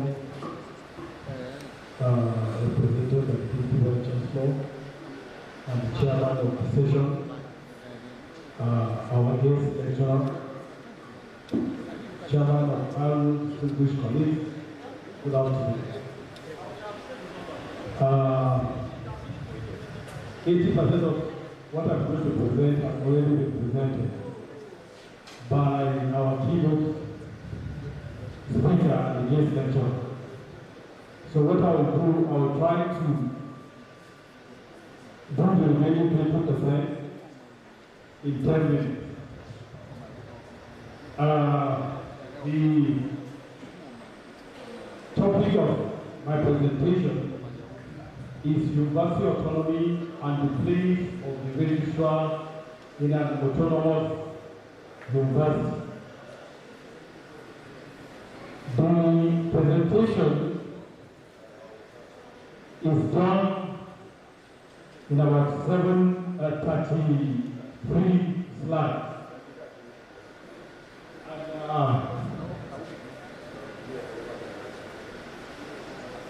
It is divided this way.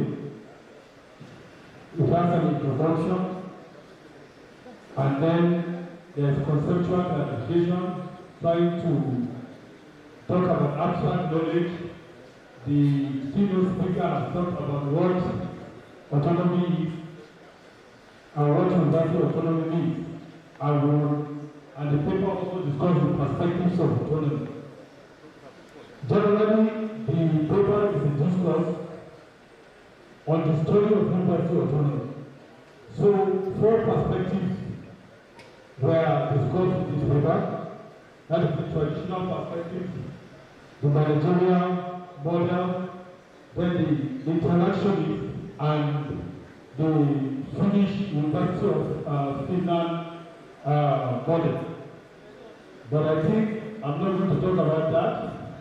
I'm also not going to give the definition of autonomy that has already been done. So I would like to start my presentation from the conclusion of my slide. There are 33 slides with 2 tables. And you know, when giant professors have made presentations, like Professor Farouk, it's like going to a wrestling match with a world champion. You will be scared of making your own presentation. But I'll try as much as possible to do that as quickly as possible. But what I want to say is that the presentation is essentially deals with prediction. What I try to do is to predict what will happen to the registry department when universities are granted full autonomy. And from the conclusion here, I said from all indications, federal universities in Nigeria may soon be granted full autonomy. However, there is nothing like absolute autonomy. All stakeholders must contribute meaningfully to the proposed governance changes, which will give universities more control of financial resources, administrative decisions,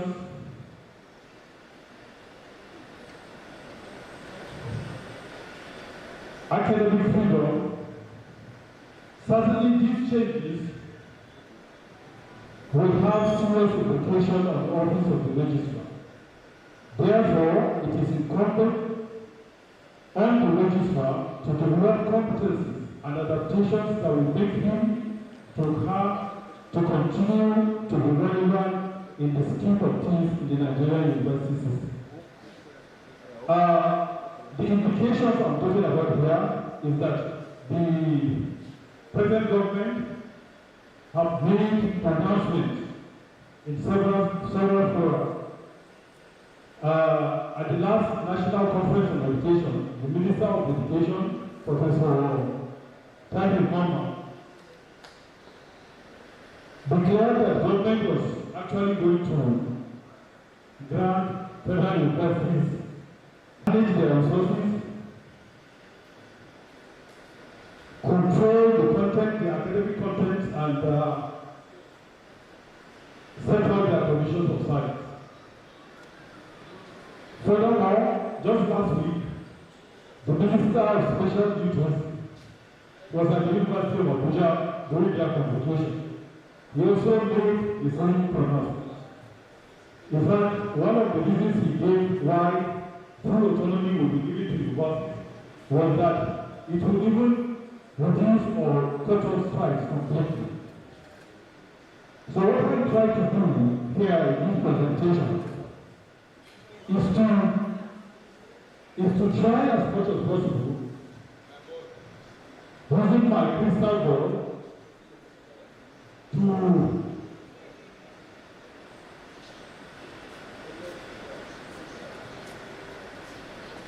to see what actually will happen if universities are given full accreditation. I know we are all aware that the University Miscellaneous Provisions Amendment Act 2020, which is also known as the Autonomy Act, gave certain freedom to the university.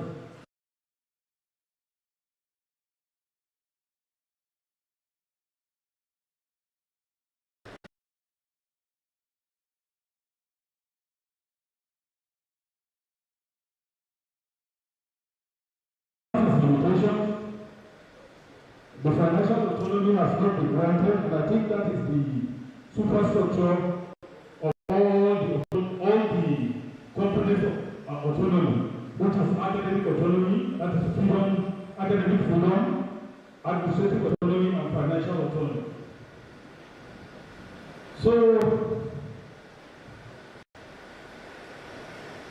I want us to look at this table. This table is a table I obtained from the presentation of Professor Musa Jibril, and he also obtained that from, it is the Professor of Sustainable Funding by NUC. I want to give us a picture, if you can see this, but it is, I'm not sure if you know about this table. This is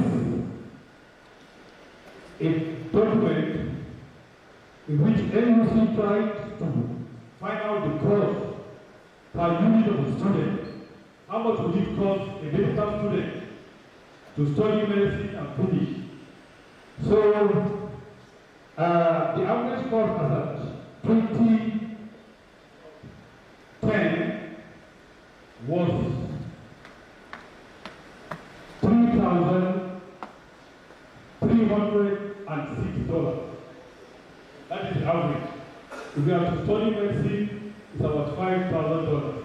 If you have to study history, it's about $1,900. So on the average, it will cost as at then, as at 2010, $3,306. In 2010, if you convert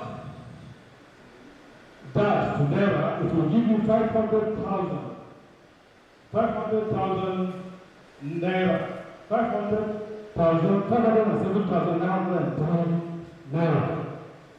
Using that same figure with today's exchange rate, if you convert it to today's exchange rate, it will give you 3.3 million. That will be the average cost of training a student as at 2023, 7th October. So, Like I said, I'm going to join a number of things and then try to, as much as possible, to look at what the implication of granting full autonomy will be to the university and then in general and then to the registrar in particular.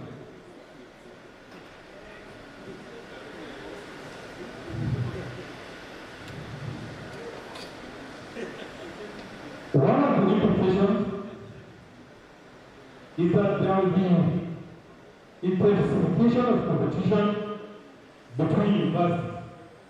Competition for space, competition for students, and competition for resources. Because autonomy will mean that universities will have to fund themselves, but not fully. There are various models of autonomy. But the model that I came across, which AUC was proposing, was the bulk grant model. Government using this unit cost, government will calculate the approximate number of students in the university and then make that money available to the university for the next 2 or 3 years. And then the university will now sign an agreement with government. That is the Finnish model. There will be intensification of competition between universities and other tertiary institutions. Again, universities will have to be efficient and effective to survive in that competition. So, I am assuming that for universities to be effective and efficient, we have to adopt management techniques that will make them succeed. And these management techniques are the public corporations and public institutions and even universities.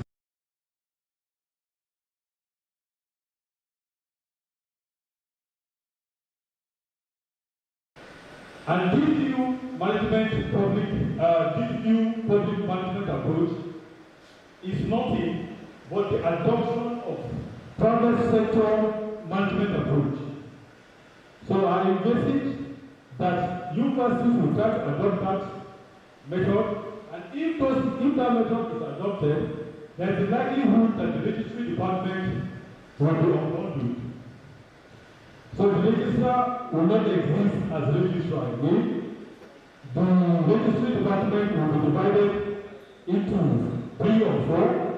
You will have academic registry, you will have director of human resources, and you have director of administration. A lot of universities abroad, especially in the US, operate that system. And then I envisage that the staffing, once full autonomy is granted, redundancy will not be tolerated. Universities will operate like the private sector, trying as much as possible to maximize or reduce costs. So there is a likelihood that staffing, the number of staff in the university will also reduce, and given technological development, that may be innovative. And the introduction there will be introductions of school fees now, tuition fees, and the likely other school fees, other charges of school fees will increase to about 3 billion. An reduction in the enrollment of students due to financial reasons. I want to tell you my experience. At my last Senate meeting, we considered 25 applications of students asking for deferment. And all of the 25 applications were based on financial grounds. And you know what happened? Within the last few months, with the fuel subsidy, with the Naira single exchange rate, and what the economy is going through. Increase in ICT, artificial intelligence and so on and so forth. Digitization will now be the endpoint. I understand UniBest have gone paperless. So most universities will have to go that way for accuracy, effectiveness, and efficiency. And I also want to share some. When I was giving Joshua to come to Benin, my vice chancellor called me and said, Registrar, please write a letter of appreciation to Northeast Development Corporation that they have given items to the university, items they call palliatives. And I was in a rush to go out, so I called my assistant registrar and I said, do this. 15 minutes you are wasting time. So I picked my phone and I asked ChatGPT to do that for me. In less than 3 seconds, it produced an appreciation letter with very few mistakes. I made the corrections and typed the letter and signed.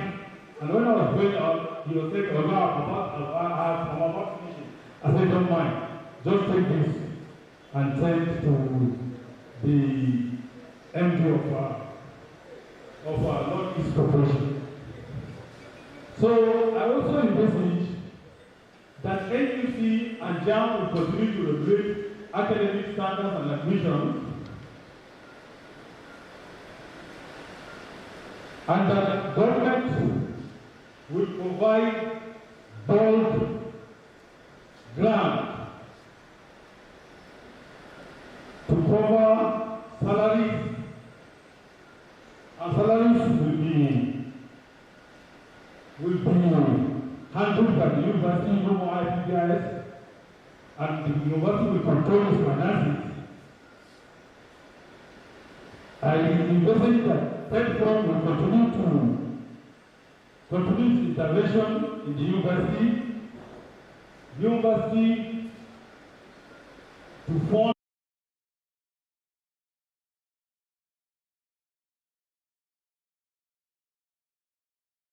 of drive for internally generated revenue, the Vice Chancellor, the PPP Act of 2007 will continue to guide procurement process.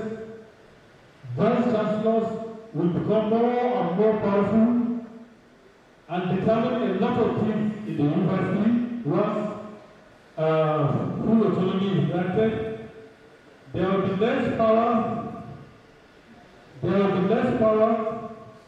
for university-based unions. So these are things that I know I envisage the challenges that the universities will face, public universities.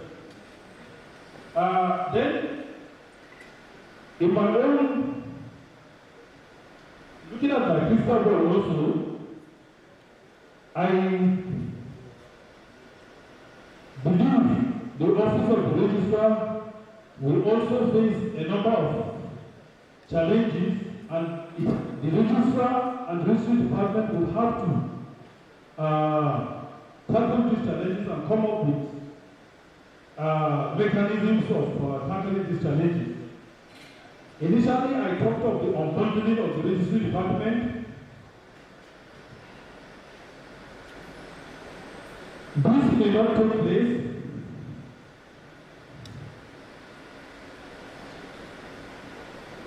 Yes, this may not take place immediately because there are laws creating, in the Enabling Act of most universities, there are laws creating the position of the registrar. So it may not be an immediate thing, but we should keep it in mind that modern management techniques require or ask for flat organizational structure, not the pyramid kind of organizational structure. In one of our discussions on our platform, there was serious discussion on who sits on the high table. whether the registrar will sit, whether the UL will sit on the high table or not. In modern management, there is no high table.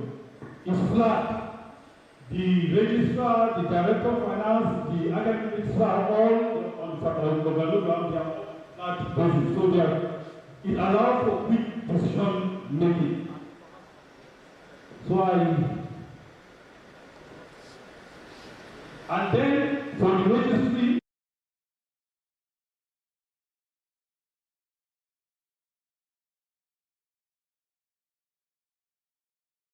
intense struggle for space.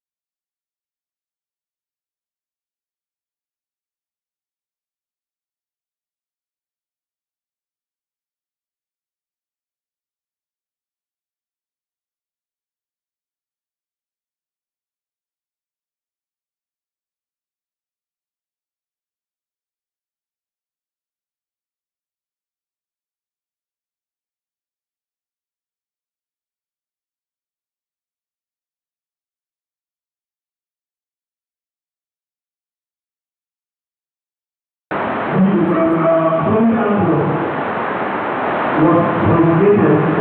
And then starting periods are given to the university, to appoint vice chancellor, to remove vice chancellor, to produce something in a more applicable way to the university community. In 2012, Person asked for Salvaging to visit the center of the Registrars. And the authority, the Registrars practice, and to visit to extend the retirement age of Registrars and professors. It is my opinion that hopefully in 2024, there will be an amendment to that act to give full autonomy to the university, meaning that financial autonomy was given to the university. Thank you very much.